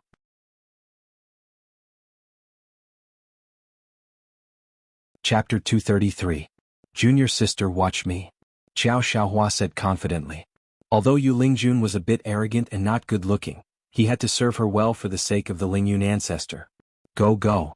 Yu Lingjun saw that Lin Yanxi, who was standing not far away, was also tempted and immediately became anxious. Lin Yanxi was a disciple of the Tianxiang sect.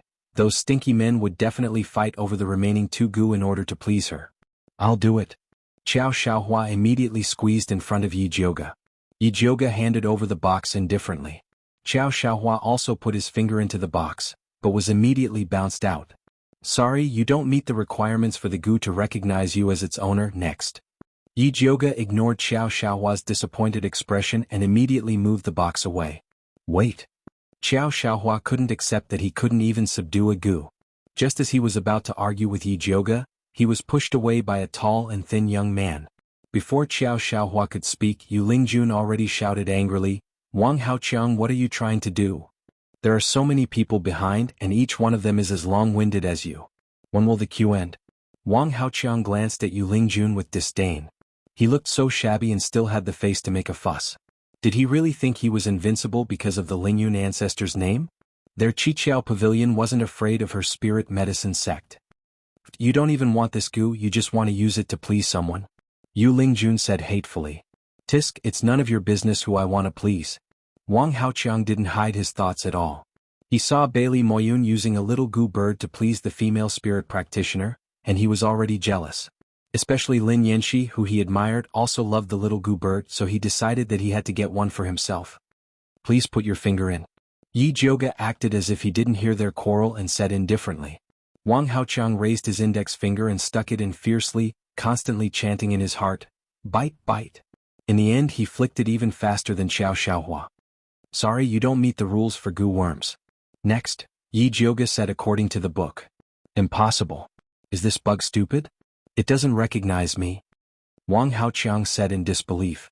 Strength, this is strength. Bailey Moyun said with a grin, then used his elbow to poke the stern man's waist and said with a grin, Ali, you should also try. Ali Nangong Li, a core disciple of the Purple Cloud sect, was also Bailey Moyun's best friend. Next. This time Yi Jioga directly walked in front of Nangong Li. Nangong Li frowned slightly. It was obvious that he did not want to participate. Just give it a try. Bailey Moyun incited from the side. Nangong Li was so annoyed by Bailey Moyun that he casually put his finger into the box. Did we hit the jackpot? Bailey Moyun was even more nervous than Nangong Li. Nangong Li nodded his head. He looked at Yi Jioga meaningfully but didn't say anything else. Quick, let's see what kind of goo worm you have. Bailey Moyun pulled Nangong Li's finger out. Another black shadow came out of the box and stood on Nangong Li's arm. It was a black eagle with blood-red eyes. The eagle, which was the size of a thumb, was both mighty and adorable, causing the female spiritualist to shriek. Yours is not bad too, Bailey Moyun exclaimed. However, he still liked his Xiao Tao more. Nangong Li was originally worried that this goo worm would be very feminine, but he was relieved when he saw that it was an eagle. There's only one left. Yi Jioga raised the box high and asked, who else wants to try? Honglei, give it a try. Bailey Moyun pulled Gong Honglei over and forcefully pressed his finger into the box. Gong Honglei looked at Bailey Moyun helplessly. With so few goo worms, he didn't even want to participate in this matter. It hit the jackpot. Bailey Moyun shouted with great experience. The last goo worm transformed into a cocoon. It was a majestic green praying mantis. Aha, it suits you. Bailey Moyun couldn't help but laugh. Gong Honglei's character was reckless and unyielding, and he often acted like a mantis trying to stop a chariot. This goo worm was very suitable for him. It seems that when these goo worms form a contract, they also follow their master's will. Gong Shifan laughed. That's right. Pleasing the master is also a sign of submission. Yi Jioga took the opportunity to boast about how intelligent his goo worms were, so that Gong Shifan wouldn't think that he suffered a loss. 3 lousy worms, why would they recognize their master? It's obvious that you're secretly manipulating them. Wang Haoqiang ordered. The other failed candidates also responded. I was wondering why Master Gong was so protective of her. It turns out that he's so good at pleasing people. We're really inferior to him. Yu Lingjun said sarcastically. Many people agreed with her. These spiritualists came from various large sects, and they were dissatisfied with Gong Shifan, the leader who suppressed their own seniors. They didn't dare to say anything in the open, but they dared to agree in secret. Yi Jioga treated Yu Lingjuan's sarcasm as a dog's bark. This was Gong Shifan's territory, so it was not her turn to be in the limelight. In the end, before Gong Shifan could speak, a pleasant and clear voice sounded behind her. Spiritual objects belong to the capable. What right does a useless person have to question it? Who's there? Yu Lingjun widened her eyes and looked at Yi Jioga, but the figure of a beautiful man appeared in her eyes. His black eyebrows reached his temples, his black eyes were as bright as stars, his nose was high, and he had a rosy and charming appearance. Just by standing there, he gave off a domineering aura as if he was looking down on the world, as if the universe was in his hands. Yu Lingjuan's heart was beating faster. She had seen many handsome men in the Danyang sect, but compared to the person in front of her, they all paled in comparison. The world was dark and gloomy. It was as if he was the only bright light. When did such a devilishly handsome man appear? It was unbelievable that she didn't even notice it. There were many people who felt the same way as Yu Lingjun, and most of the female spiritualists stared at him. The male spiritualist was filled with hostility. They didn't even notice when this devilishly handsome man appeared. It was as if he suddenly appeared as soon as he spoke. What are you doing? Yi Jioga was most annoyed by Zishang's behavior, attracting bees and butterflies. Was he afraid that people didn't know he was handsome? Of course, I'm teaching these useless people how to be human. Zishang replied seriously. You're a demon teaching others how to be human. Don't you have any shame? Yijioga glared at Zishang fiercely and said in a low voice, Go down, don't cause trouble for me. Unfortunately, given the current situation, it was too late for Zishang to go down even if he wanted to because Gong Shifan was already looking over.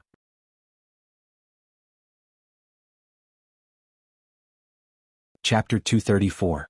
The moment Zishang appeared, Gong Shifan already guessed that he was the famous expert in Alchemy City. He took a step forward and smiled at Yijioga. You must be Master Yun's guard Yi. Yes. Yijioga nodded helplessly. I heard that Brother Yi defeated a demonic cultivator by yourself in Alchemy City. You do live up to your reputation. Gong Shifan praised.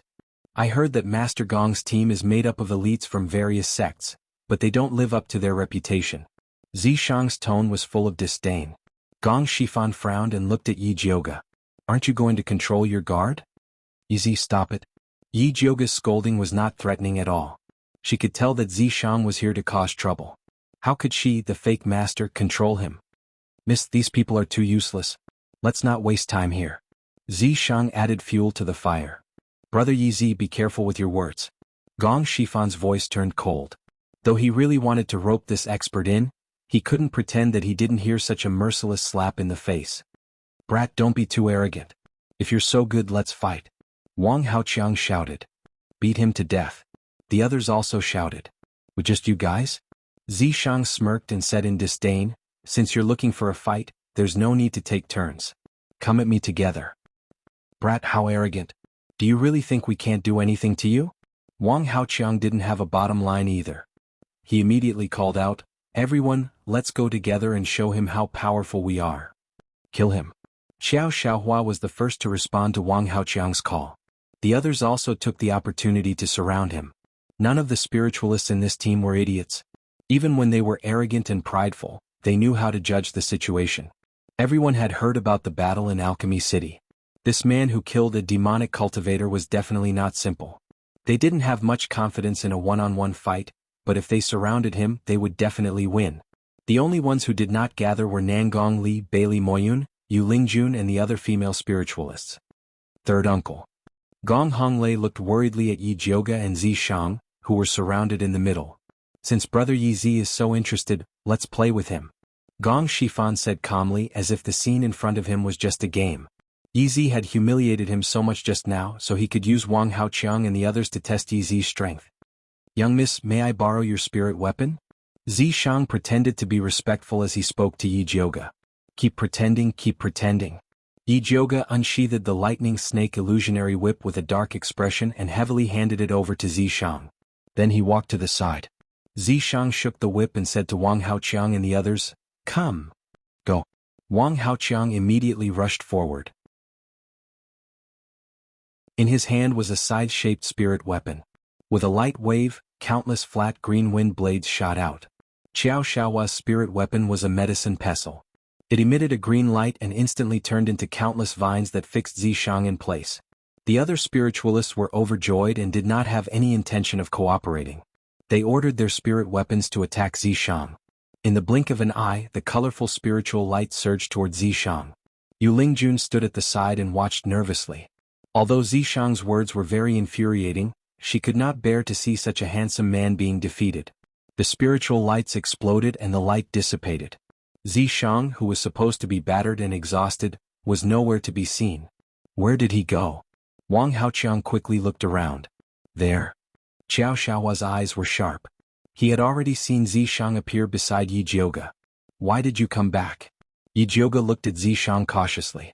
Could it be that he did not have enough demonic power and wanted to drag her down to fight with him? I came to invite you to watch the show.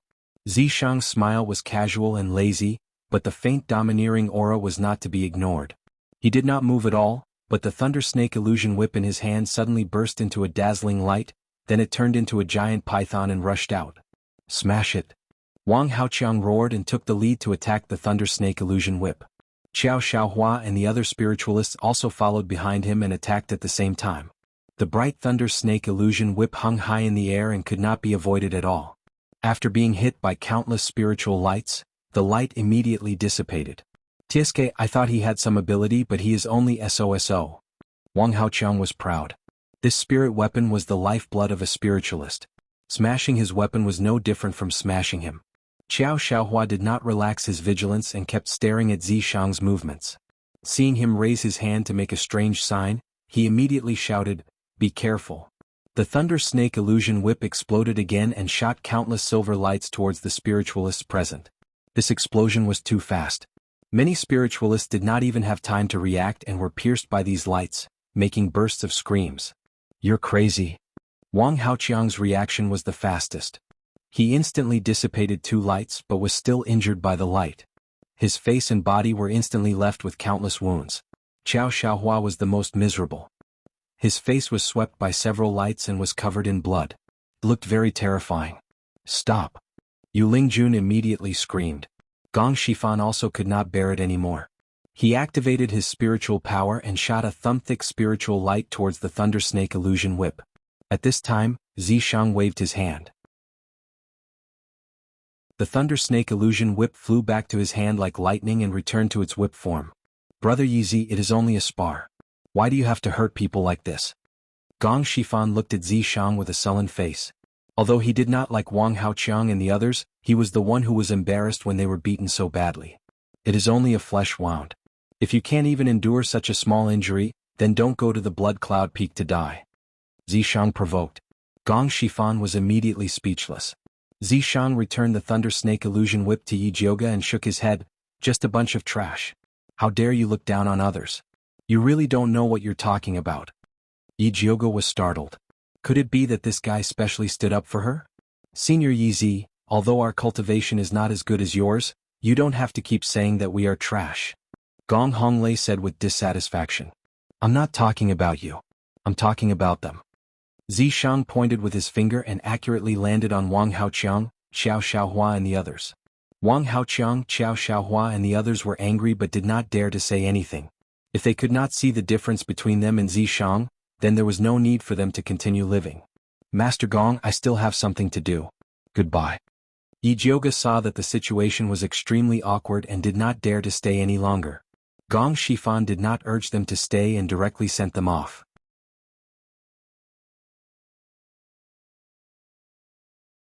Chapter 235. Yi Jioga returned to the mansion gloomily. Seeing Zishang's lazy expression, she couldn't help but poke his chest angrily. "How can I cooperate with Gong Shifan in the future if you make our relationship so stiff?" Although Zishang helped her teach those arrogant guys a lesson, she still had to think about the big picture. Other than Bailey Moyun and Nangong Li, the others are useless. It's better to count on the bloodthirsty ancestor to surrender than count on them. Zishang shrugged and spread his hands. All right, you're right." To be honest, Yi Jioga didn't have much hope for Wang Haoqiang and the other spiritualists. "I forgot to ask about the change of surname." Zishang blinked. "No need to ask, I'll solve it myself." Changing surname was just a small matter. The most important thing now was to inform Jun Yichen and Yi Yu about the break with the Spiritualist Alliance. Jun Yichen and Yi Yu came quickly after receiving the news. Hearing about the break with the Spiritualist Alliance, Jun Yichen said expressionlessly, "I never thought about counting on those useless people." Ever since he successfully refined the bloodthirsty ancestor's life essence, he was full of confidence in his revenge. He didn't need outsiders to participate. "We have the same goal as the Spiritualist Alliance. There's no need to go against them. It's always good to have one more helper." Yi Yu's attitude was more conservative. "That's right. That's why I want to send someone to go with Gong Shifan's team. The others will go with me to Blood Cloud Peak." Yi Jioga had the same attitude as Yi Yu. No matter how weak the Spiritualist Alliance was, they had to make good use of them. "Don't call me, I'm not going." Jun Yichen refused decisively. "Young miss, I want to go with you." Yi Yu also quickly expressed. Yi Jioga was in a dilemma. He couldn't send Zishang. "Actually, there's no need for that. Don't you have 3 goo worms? Just summon them if there's any movement." Jun Yichen said indifferently. "Use your life goo to summon them?" Yi Jioga's eyes brightened. "Other than my life goo, there's also your mother goo. You can summon them too." Jun Yichen raised many batches of goo worms but only one mother goo. This mother goo's charm was unimaginable. It was even more powerful than his life goo.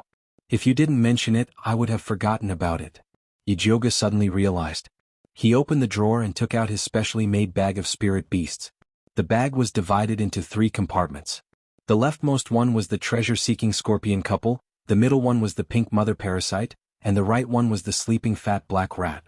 Yijioga took out the pink goo bug from the cloth bag and saw that its fat lower body had started to turn into a cocoon. Only its round little head was still sticking out. As soon as they saw Yijioga, they stretched out their necks and squeaked like little birds crying piteously for food. "Master, I'm so hungry. Sorry I forgot about you." Yijioga apologized as he crushed the cherry pill and fed it to it. The pink goo worm ate 20 cherry pills with a blissful expression before it reluctantly formed a pink cocoon with its round belly. It evolved so quickly? Junichen's eyes flashed with surprise. Is this good or bad? Yijioga had never raised a goo worm before, so he couldn't really tell the situation in front of him. Of course it's good. The reason why mother parasites are hard to cultivate is because they develop very slowly and have a high mortality rate. Normally, mother parasites need at least 5 years to be able to evolve. Yours evolved in less than half a month. You must have fed it something good. Junichen looked at Yijioga with an accusatory gaze. It was as if Yijioga had secretly left something good for the mother parasite. You saw it just now.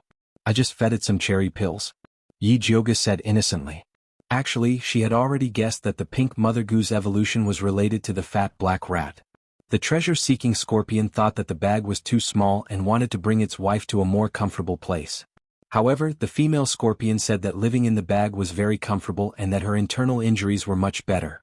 This bag was made of the most common cotton cloth, and there was nothing special about it. The only thing special about this place was the fat black rat that was in deep sleep. However, there was no need to tell Junichen about this. This purebred goo baby's life goal was to revive the blood cloak Meow tribe's glory. If he knew that the fat black rat could promote the evolution of goo worms, he would do anything to snatch it. You must have added something to it. Although Junichen was dissatisfied, he only grumbled and did not ask further. In his mind, Yijioga was the world's #1 alchemist. It was not surprising that he could refine anything good. The mother parasite was his goo worm. It was normal to take care of it first. When will this little mother parasite complete its evolution? Yijioga asked as he put the mother parasite's pink cocoon back into the bag. That's hard to say. It depends on its situation. Junichen did not dare to make a conclusion about the goo worms that Yijioga raised. If that's the case, I can only rely on you to summon the 3 goo worms. However, be careful when you summon them. Don't let anyone find out. Yijioga warned. It was immoral to privately control other people's goo worms. If Bailey Moyun and the rest knew about it, they would immediately abandon the 3 goo worms. Do I need you to tell me that? Junichen naturally knew that the goo worms that were sold could not be summoned randomly. Unless he had no other choice, he would not use this method. Hurry up and prepare. We'll leave in 3 days. Yijioga said. All right. Yiyu and Junichen nodded at the same time. They had been looking forward to this day. Blood Cloud Peak. Bloodthirsty ancestor called Skinny Monkey over and threw him a letter. Take a look. Yes. Skinny Monkey carefully opened the letter and quickly skimmed through it. This letter recorded the Spiritualist Alliance's every move in detail. It included the name list of their members, their respective sects, the time of departure, and even the pills and goo worms that Yijioga sent. There was even a name written in red, Easy. Killing Xiong Yunhu in one move in Alchemy City after he consumed the blood pearl showed that his strength was unfathomable. He could not be ignored. What do you think? Bloodthirsty ancestor closed his eyes and asked casually. This Gong Shifan has a high cultivation. Together with Yi, I'm afraid they won't be easy to deal with. Skinny Monkey nervously replied. Actually, it wasn't just difficult to deal with. It was practically impossible to defend against. Skinny Monkey originally thought that with the mountain guarding formation, even if the Spiritualist Alliance attacked, they would not be able to return. He didn't expect them to have such a clear understanding of the mountain guarding formation and even prepared pills and goo worms. If the mountain guarding formation was broken, no one would be able to resist. At the very least, he had already begun to ponder how to escape with Yi Yunji if the mountain guarding formation could not hold. In the end, Bloodthirsty sect was only a force established by Bloodthirsty ancestor alone. The disciples in the sect were uneven, and no one would risk their lives for the ancestor.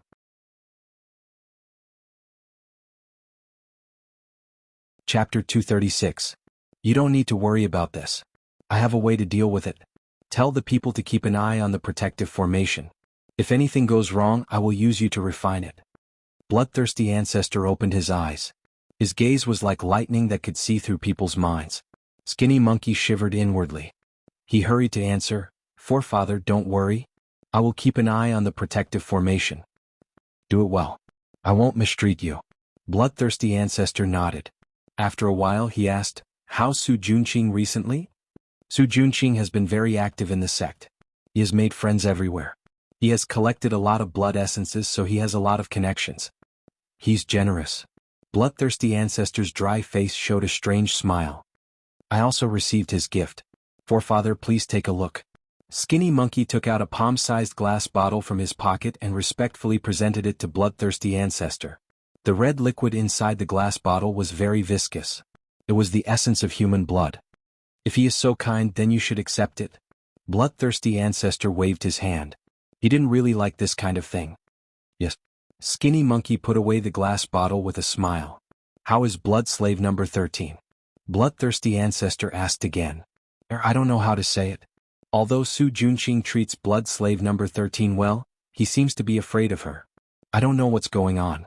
Skinny Monkey and Yi Yunji were very secretive. He could pretend that he didn't know about the grudge between Su Junqing and Yi Yunji. Bloodthirsty ancestor didn't expect that Skinny Monkey would be so daring to covet his blood slave. Thus he didn't notice anything strange. He just ordered, "Keep an eye on Su Junqing. Alright, you can leave now." Yes. Skinny Monkey bowed and left. Bloodthirsty ancestor sat on the big chair. After pondering for a while, he patted the armrest and spun it. Immediately, a dark passage appeared under the chair. Bloodthirsty ancestor walked to the end of the dark passage. He saw a red platform that was half the height of a human. A skull as white as jade was placed on it. The top of the skull was lifted. There was a faint bloodstain on it. It was obvious that it was used often. Forefather Bloodthirsty bit his finger and squeezed some blood onto his skull. The eyes of the skull immediately flickered with two balls of fire, and a ball of light shot out from the top of the skull, hitting the opposite wall. In the light, a little boy wearing a black robe appeared. He looked to be about 5 or 6 years old. He looked quite cute, but his pair of dangling tips looked very arrogant. He looked very comical sitting on a red chair that was 3 times bigger than him. "Greetings, Elder Chio." Forefather Bloodthirsty bowed respectfully to the boy. "What business do you have with me?" the little boy asked impatiently. "Elder Chio, the people from the Spiritualist Alliance somehow heard that our bloodthirsty sect is cultivating blood lotuses. They've sent a small team to snatch them. I'm afraid that I'll delay Elder Chio's business, so I came to report." Bloodthirsty Forefather didn't dare to say that he had plotted against the City Lord of Alchemy City to attract this attack. Instead, he pushed all the blame onto the Spiritualist Alliance. F***ck, those guys from the Spiritualist Alliance actually dared to covet my blood lotus. They are courting death. The little boy immediately flew into a rage and slammed the chair he was sitting on. He wanted nothing more than to rush out and kill the Spiritualist Alliance. "I've had a problem with my cultivation recently. The Spiritualist Alliance is coming at me fiercely, and I'm afraid I can't stop them. Please help me, Elder Chio," Bloodthirsty Forefather cried. He was just trying to coax Cho Senator. He hadn't been able to finish his cultivation perfectly last time, but it didn't affect him too much. Fighting the Spiritualist Alliance wasn't a problem. However, he had always been a sly old fox, so he naturally had to find help for such a difficult task. "No problem, I'll send someone to help right now. When the time comes, we'll capture the Spiritualist Alliance in one fell swoop. They'll be perfect fertilizer for my blood lotus," the little boy shouted arrogantly. "Then I'll wait for the envoy's arrival." Bloodthirsty Forefather was extremely excited and moved to tears. "Just you wait. They'll be here in 2 days at the latest." The little boy waved his hand, and the image immediately disappeared. Bloodthirsty Forefather finally straightened his back, a satisfied expression on his face. With Een Corp's sect's help, no matter how well prepared the Spiritualist Alliance was, they would still die. In Een Corp's sect, thousands of miles away. After Cho Sen closed the image with Bloodthirsty Forefather, he sent out a communication talisman and shouted, "Yue, come in." A moment later, a lazy voice came from outside Forefather Cho Sen's cave. "Elder, are you calling me?" "Yes, come in." Cho Sen responded. The stone door of the cave opened, and a fragrant wind wafted in. Then a beautiful woman walked in. It was Cho Sen's eldest disciple, Yue. She had a pair of limpid eyes, and when she looked at people, it was as if she wanted to see into their hearts. She wore a dark red chest-length dress, revealing a large portion of her fair skin, and was full of charm. Although Cho Sen had turned into a child because of his cultivation technique, he still admired women like a grown man. He really liked this charming eldest disciple. Disciple greets elder. What instructions does elder have for disciple? Siyue bowed, and the deep cleavage on her chest dazzled people's eyes. Go to Blood Cloud Peak and bring back the blood lotuses. Also take care of bloodthirsty forefather, Cho Sen ordered calmly. At this moment he did not have any of his previous irritable appearance, and was terrifyingly cold. Blood Cloud Peak, that place is so far. Siyue looked at Cho Sen with resentment and said coquettishly, disciple made this trip on behalf of forefather. If forefather does not have any instructions, disciple will not comply. Besides the 3 blood lotuses, everything in Blood Cloud Peak is yours. Cho Sen waved his hand generously. Thank you, elder. Siyue immediately showed a fawning and obedient smile. Bloodthirsty forefather had operated in Thunder Nation for a long time, and should have accumulated many good things. She would not suffer a loss on this trip. I will send a demon corpse to go with you, Cho Sen said, and then made a hand seal. A tall man appeared silently behind him. His curly black hair draped over his back, and his handsome face was as pale as a corpse. His empty eyes emitted a terrifying aura. However, the strangest thing was his ears. They were furry and looked exactly like a wolf's ears. As expected, elder dotes on Yue the most. Siyue looked at the demon corpse and was extremely satisfied with this mission. It was as if she was taking good things for free. Make sure to clean up the scene and do not leave any evidence. Cho Sen took out a token carved from white bones and threw it to Siyue. Siyue quickly caught the token to control the demon corpse and said respectfully, rest assured, elder. Disciple will definitely complete the mission. Alright, go. Cho Sen waved his hand indifferently. Siyue left with the demon corpse.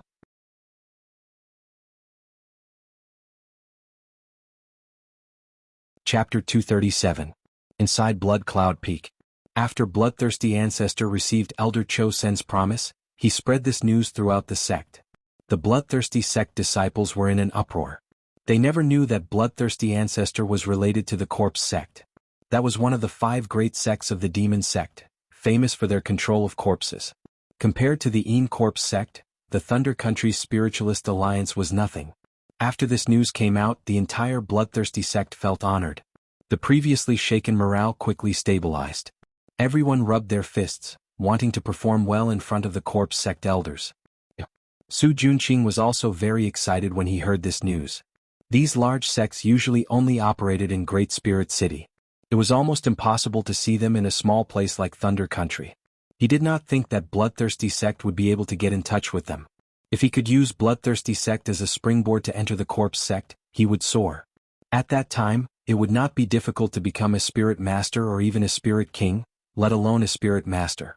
When he was successful, the Dongfang family, Spirit Alliance, and Bloodthirsty Ancestor would all kneel at his feet and beg for mercy. When Su Junqing thought of Bloodthirsty Ancestor, it was like a bucket of cold water was poured over his heart. It was already good that Bloodthirsty Ancestor would spare his life. It was impossible for him to recommend him into the Corpse sect. No, he had to think of a way to seize this opportunity. He heard that the helper sent by the Corpse sect was a woman. If he planned it well, he might have some hope. 2 days later, Blood Cloud Peak was very lively. The hall was decorated and filled with good food and wine. The blood slaves, who usually wore revealing red muslin, all changed into simple and conservative blue cotton dresses to act as maids. The other Bloodthirsty sect disciples were ordered to rest in their own rooms to avoid offending the nobles of the Corpse sect. Bloodthirsty Ancestor brought Skinny Monkey and other trusted subordinates to the hall with Siyue. Lady Emissary, the banquet is ready. We are just waiting for you to take a seat. Our place is simple. If there is anything lacking, please forgive us, Emissary, Bloodthirsty Ancestor said respectfully. Forefather Bloodthirsty, you're too polite. You've worked hard for Elder Chiu in the Thunder Nation. Elder Chiu misses you a lot. Siyue smiled appropriately. Today she was wearing a cherry red dress and a light red veil. She didn't want to give even a piece of her skin to a country bumpkin like Bloodthirsty Forefather. The demon corpse standing behind her was wearing a large black cloak that covered its head, completely covering its appearance and figure. It is my honor to be able to work for Elder Cho Sr. Please put in a few good words for me in front of Elder Cho Sr., While talking, Forefather Bloodthirsty presented the gift he had prepared carefully. It was a bottle of extremely pure blood essence pellets.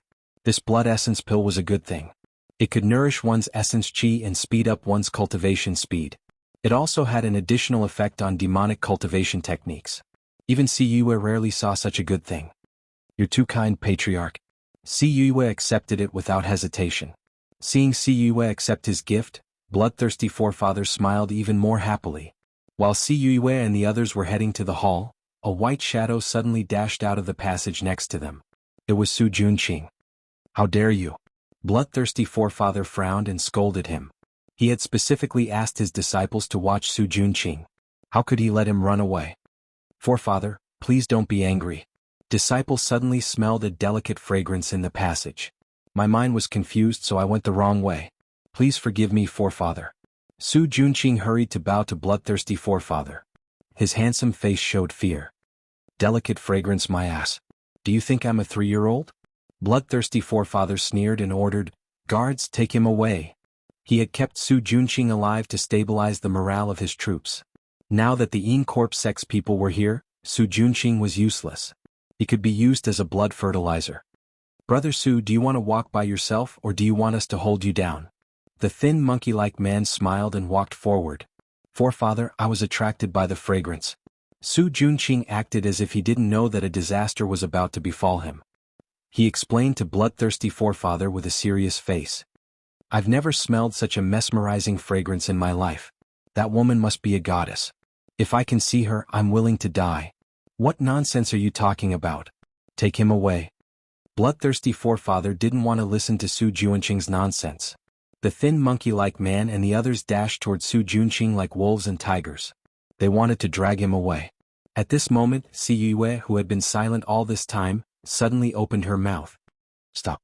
The thin monkey-like man's heart sank. He hurried to look at Bloodthirsty Forefather. "Great Messenger, my disciple had an accident while cultivating. His mind is muddled. If he offended you, please forgive him."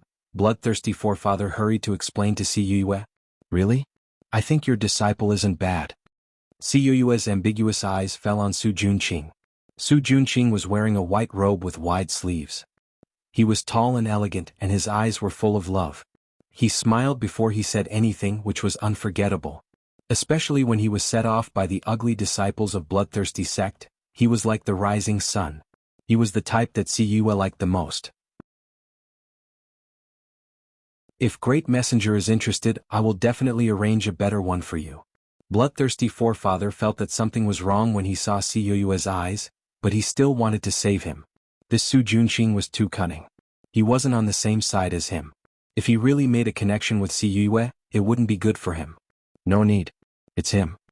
Siyue looked at Bloodthirsty Forefather and said with a faint smile, "Forefather, are you reluctant?" "Haha, what are you talking about? Forget about a disciple. If Great Messenger wants my bloodthirsty sect, I will give it to you with both hands." Bloodthirsty Forefather pretended to laugh heartily. He still needed to rely on Siyue to deal with the people of the Spiritualist Alliance. How could he fall out with Su Junqing? Skinny Monkey watched anxiously from the side and wanted to stab Su Junqing. However, he also knew that it was impossible to play tricks in front of the Yin Corp sect messenger, so he immediately changed his attitude. He helped Su Junqing pat the non-existent dirt off his body and said with a flattering smile, "Brother Su, please don't take it to heart if I offended you just now. Big brother Skinny Monkey is too polite." Su Junqing gently smiled at Skinny Monkey and then shyly stood next to Siyue. He said meekly and gratefully, "Thank you, Great Messenger, for helping me out. What's the use of just saying thanks? Don't you have anything to say?" Siyue narrowed her eyes. Her slender, white, jade-like fingers lightly pinched Su Junqing's chin. Her pinky finger even touched his Adam's apple ambiguously. Her teasing method was very experienced.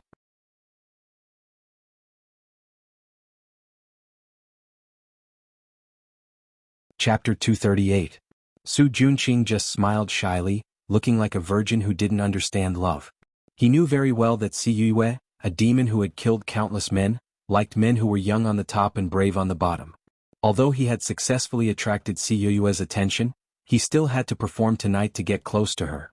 Siyue's heart itched from Su Junqing's teasing. She was no longer in the mood to deal with Ancestor Bloodthirsty. After drinking a few glasses of wine at the banquet, she took Su Junqing to rest with the excuse that she was tired from the journey. Ancestor Bloodthirsty watched Si Yue and Su Junqing leave, his eyes darkening. He dismissed the blood slave and the other disciples, leaving only Skinny Monkey behind. You'll have to work hard tonight. Keep an eye on Su Junqing. When they're done, find a chance to kill him. Ancestor Bloodthirsty did not dare to openly oppose Si Yue, but if he could kill Su Junqing in private, he believed that Si Yue would not turn against him. This subordinate understands. Skinny Monkey nodded quickly. He had been worried that the ancestor would let Su Junqing go, but now he was relieved. Be careful. Don't let Si Yue find out, Ancestor Bloodthirsty warned. Although Skinny Monkey's hiding skills were very good, there was no guarantee that nothing would go wrong. This subordinate understands. Skinny Monkey bowed, then left the hall and entered the secret passage. He quietly came to the room prepared for Si Yue. He could only hear the sounds of moaning coming from inside. In just a short while, Si Yue and Su Junqing had already done it. Su Junqing dared to seduce Si Yue because he was confident in his skills in bed. When he was cultivating the bewitching art, he had also cultivated a special technique called the Golden Spear Unfalling Attack. This technique could keep his yang energy from leaking even if he slept with 10 women in one night. This way he would not have to worry about being sucked dry. Su Junqing used all his skills to deal with Si Yue, checking her body from top to bottom. Si Yue had only thought of Su Junqing as a pastime. She did not expect his skills to be so good. His nimble lips and hot hands made her confused. Her body was on fire and she could not stop. Skinny Monkey squatted in the secret room, listening to the silver sound surf. This sound that could make a person's blood boil had no effect on him. All he could think of was how to kill Su Junqing. Skinny Monkey waited quietly. He didn't expect Su Junqing to be so brave. After working for an entire night, he didn't show any signs of fatigue.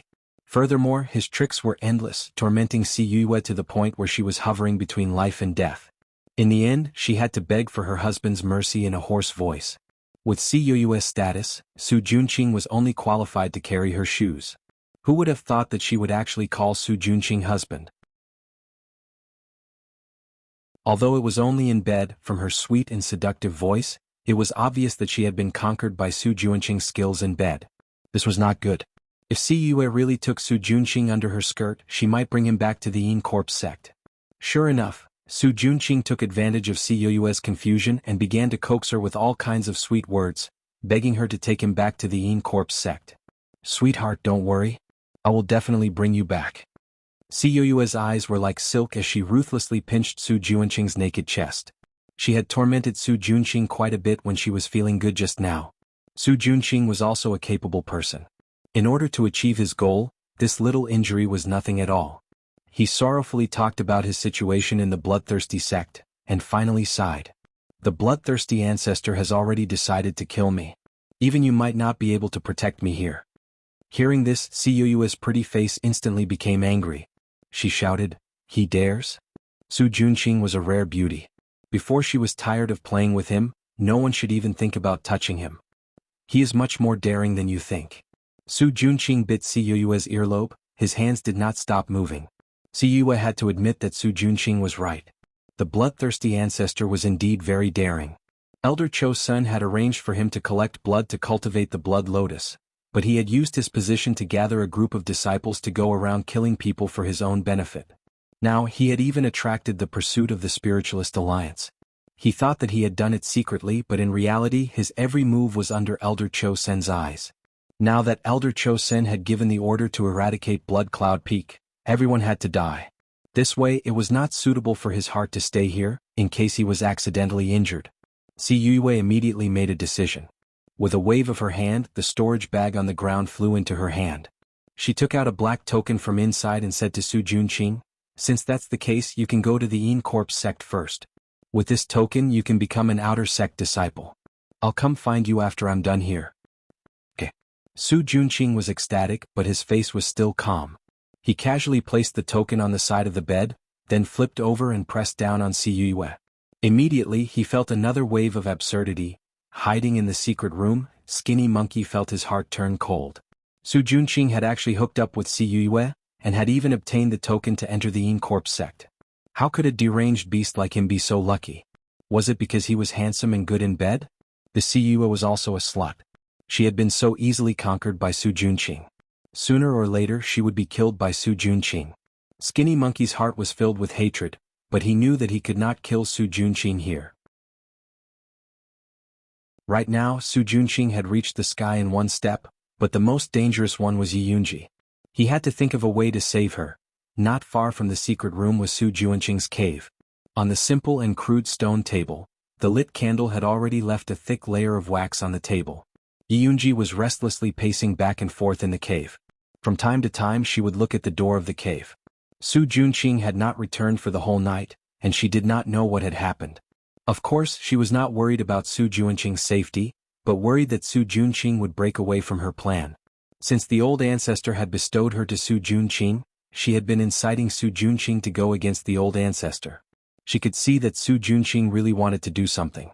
She had been patiently waiting for the day Su Junqing would destroy himself. But last night, Su Junqing suddenly left without a word. She did not know what he was going to do, which made her feel very uneasy. Just when Yi Yunji was burning with anxiety, the door of the cave finally opened.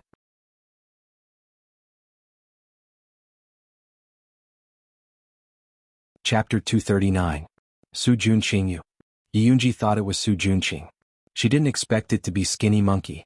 She looked at the anxious Skinny Monkey and asked in surprise, "Brother Skinny Monkey, why are you here?" "Come with me, I'll explain later." Skinny Monkey rushed up and wanted to take Yi Yunji away. "Where are you taking me?" Yi Yunji avoided him and asked with a frown. Su Junqing got close to Yin Corp's sect's emissary Si Yue. He will become Yin Corp's sect's disciple soon. Skinny Monkey hurriedly told her what happened. Yi Yunji's beautiful face became extremely pale. Her body shook and she couldn't help but take 2 steps back. Her lower back hit the table but she didn't feel anything. Why was it like this? How could it be like this?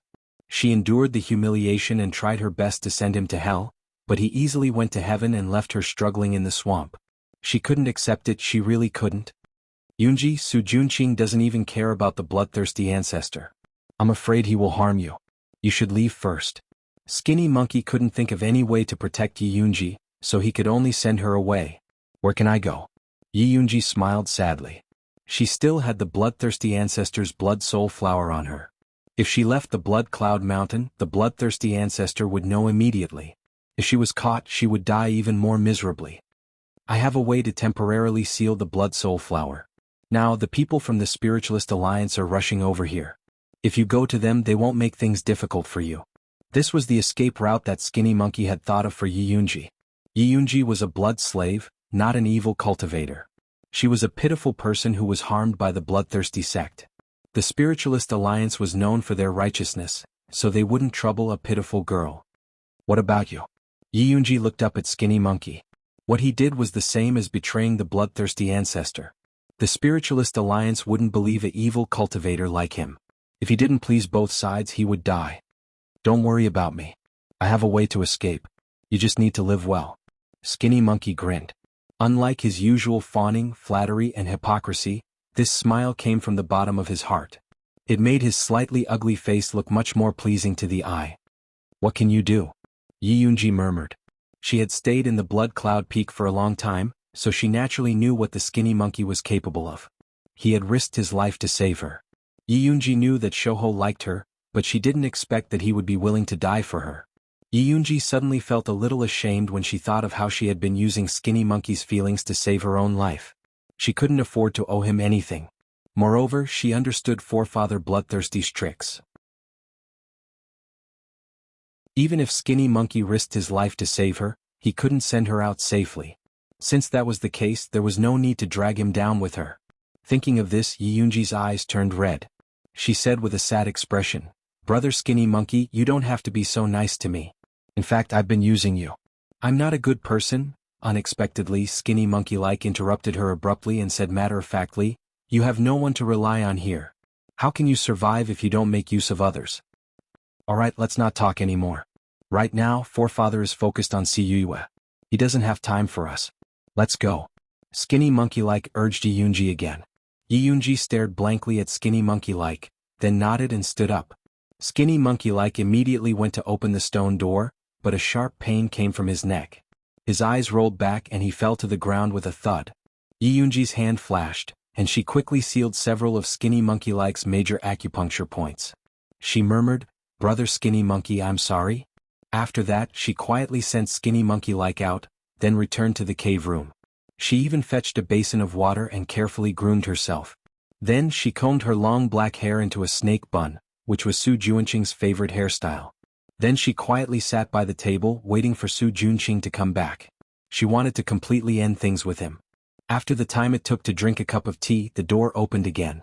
Su Juanqing walked in with weak steps, and he immediately saw Yi Yunji waiting for him by the table. The candlelight flickered in the room, illuminating Yi Yunji's soft and beautiful face. "You're back," Yi Yunji softly called out, then walked toward Su Juanqing.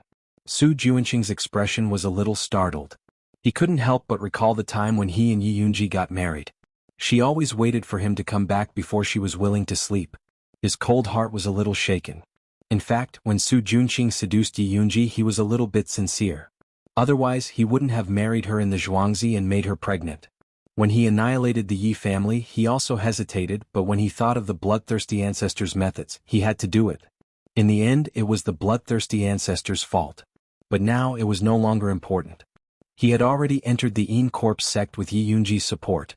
In the future, when he succeeded in his cultivation, he would definitely use the bloodthirsty ancestors' head to beg for Yi Yunji's forgiveness.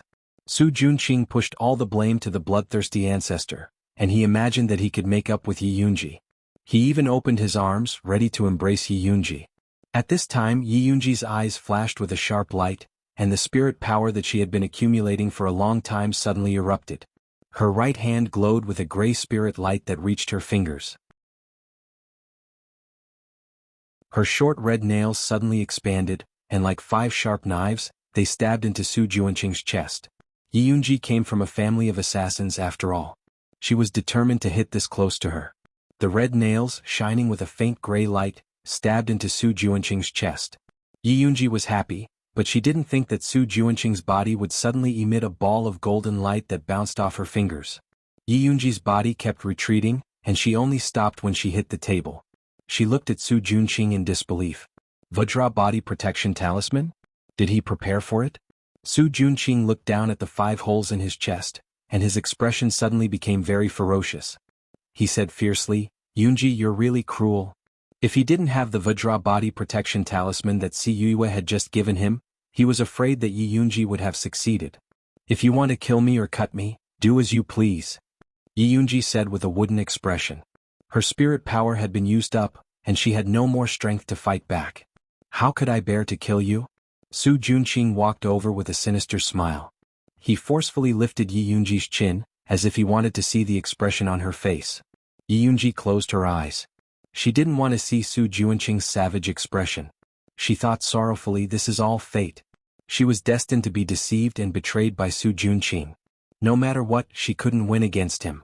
Su Juanqing opened his mouth and bit Yi Yunji's slender, white neck. He swore, "Don't worry. Even if I go to hell, I will take you with me."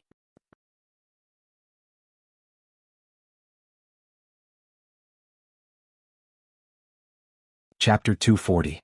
Yi Yunji was in danger, but Yi Yu did not know about the changes in Bloodthirsty sect.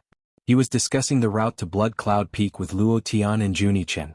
There are no signs of human habitation within 100 miles of Blood Cloud Peak, and water is scarce. We can go to Blood Cloak Miao's former encampment. It's only 10 miles away from Blood Cloud Peak, and it's very convenient to monitor. Luo Tian gestured on the map he drew. Will Bloodthirsty sect send people to monitor that place? Yi was slightly worried. That place is already in ruins, they won't waste manpower to monitor it. Junichen said coldly. It would be better if there was someone he could use it to sacrifice his natal gu. Alright, let's go take a look.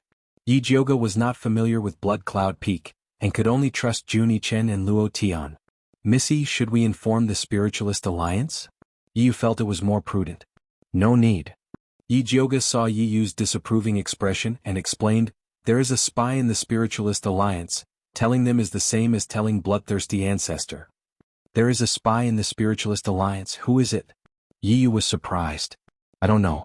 Yi Jioga shook his head and helplessly pointed at Zi Shang, who was sitting on a chair eating a cherry pill, and said, this guy refuses to say. Yi Yu secretly glanced at Zi Shang. He could not figure out the background of this expert guard who suddenly appeared. She was so beautiful, but her presence was extremely low. Basically, if he did not speak, people would unconsciously ignore his existence. Just this point alone made Yiyu, who walked in the shadows, feel afraid. Anyway, it's not the few with goo worms. Zishang mercifully rewarded them. What's the difference between saying and not saying? Yi Jiuge rolled his eyes. Gong Shifan had 15 subordinates, excluding the 3 with goo worms, there were 12 people left. How could they guess with such a large range? Who cares who the spy is as long as we don't have one here? Juni Chen said straightforwardly. Yes, since we know they have a spy, we might be able to make use of it. Luo Tian also quickly thought of various countermeasures. We'll talk about it later. Let's set off first and try to reach your encampment in 3 days. Yi Jiuge immediately made the decision. They had long made their preparations. That afternoon they traveled swiftly all the way. Finally 3 days later they successfully arrived at the blood-clothed Miao people's encampment. The valley in front of him was a mess. The trees were withered and there were no traces of people living here. Juni Chen and Luo Tian stood high up on the hillside, staring blankly at everything in front of them. Their minds flashed back to that bloody night. The people of bloodthirsty sect rushed in crazily, killing everyone they saw, regardless of whether they were men or women, old or young. In the end, it was the old patriarch who sacrificed himself to carve out a path of blood for them. Are they all right? Yi Jiuge softly asked Yiyu. What if Juni Chen and Luo Tian were heartbroken and went to Blood Cloud Peak to fight Ancestor Bloodthirsty? They'll be fine. Yiyu shook his head. He and Juni Chen were in a similar situation. They were also exterminated by the Bloodthirsty sect, and they also wanted to take revenge. This was also the reason why Juni Chen was willing to accept Yiyu even though he hated martial artists. You don't have to worry too much. Since we're already here, we'll definitely save your sister. Yi Jiuge patted Yiyu's shoulder comfortingly. Yiyu nodded heavily. He had already endured for so long, he was not in a hurry. At this moment, the atmosphere was filled with sadness and determination. However, there was a voice that spoiled the mood. This sovereign is hungry. Didn't you just eat half a bottle of cherry pills? Why are you so hungry so quickly? Are you a pig? Yi Jiuge glared at Zishang unhappily. Before leaving Shangjing, she was forced by Zishang to refine a few cauldrons of cherry pills.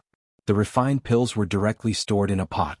Zishang would chew noisily when he had nothing to do, and he still had the cheek to say he was hungry.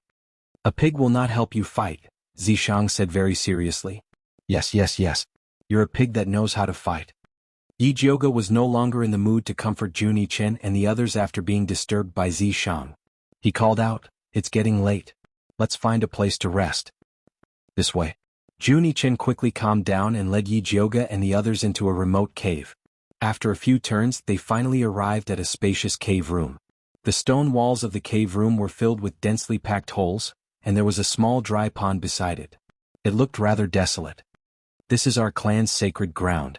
Juni Chen looked sadly at the holes in the stone wall. It used to be filled with goo seeds.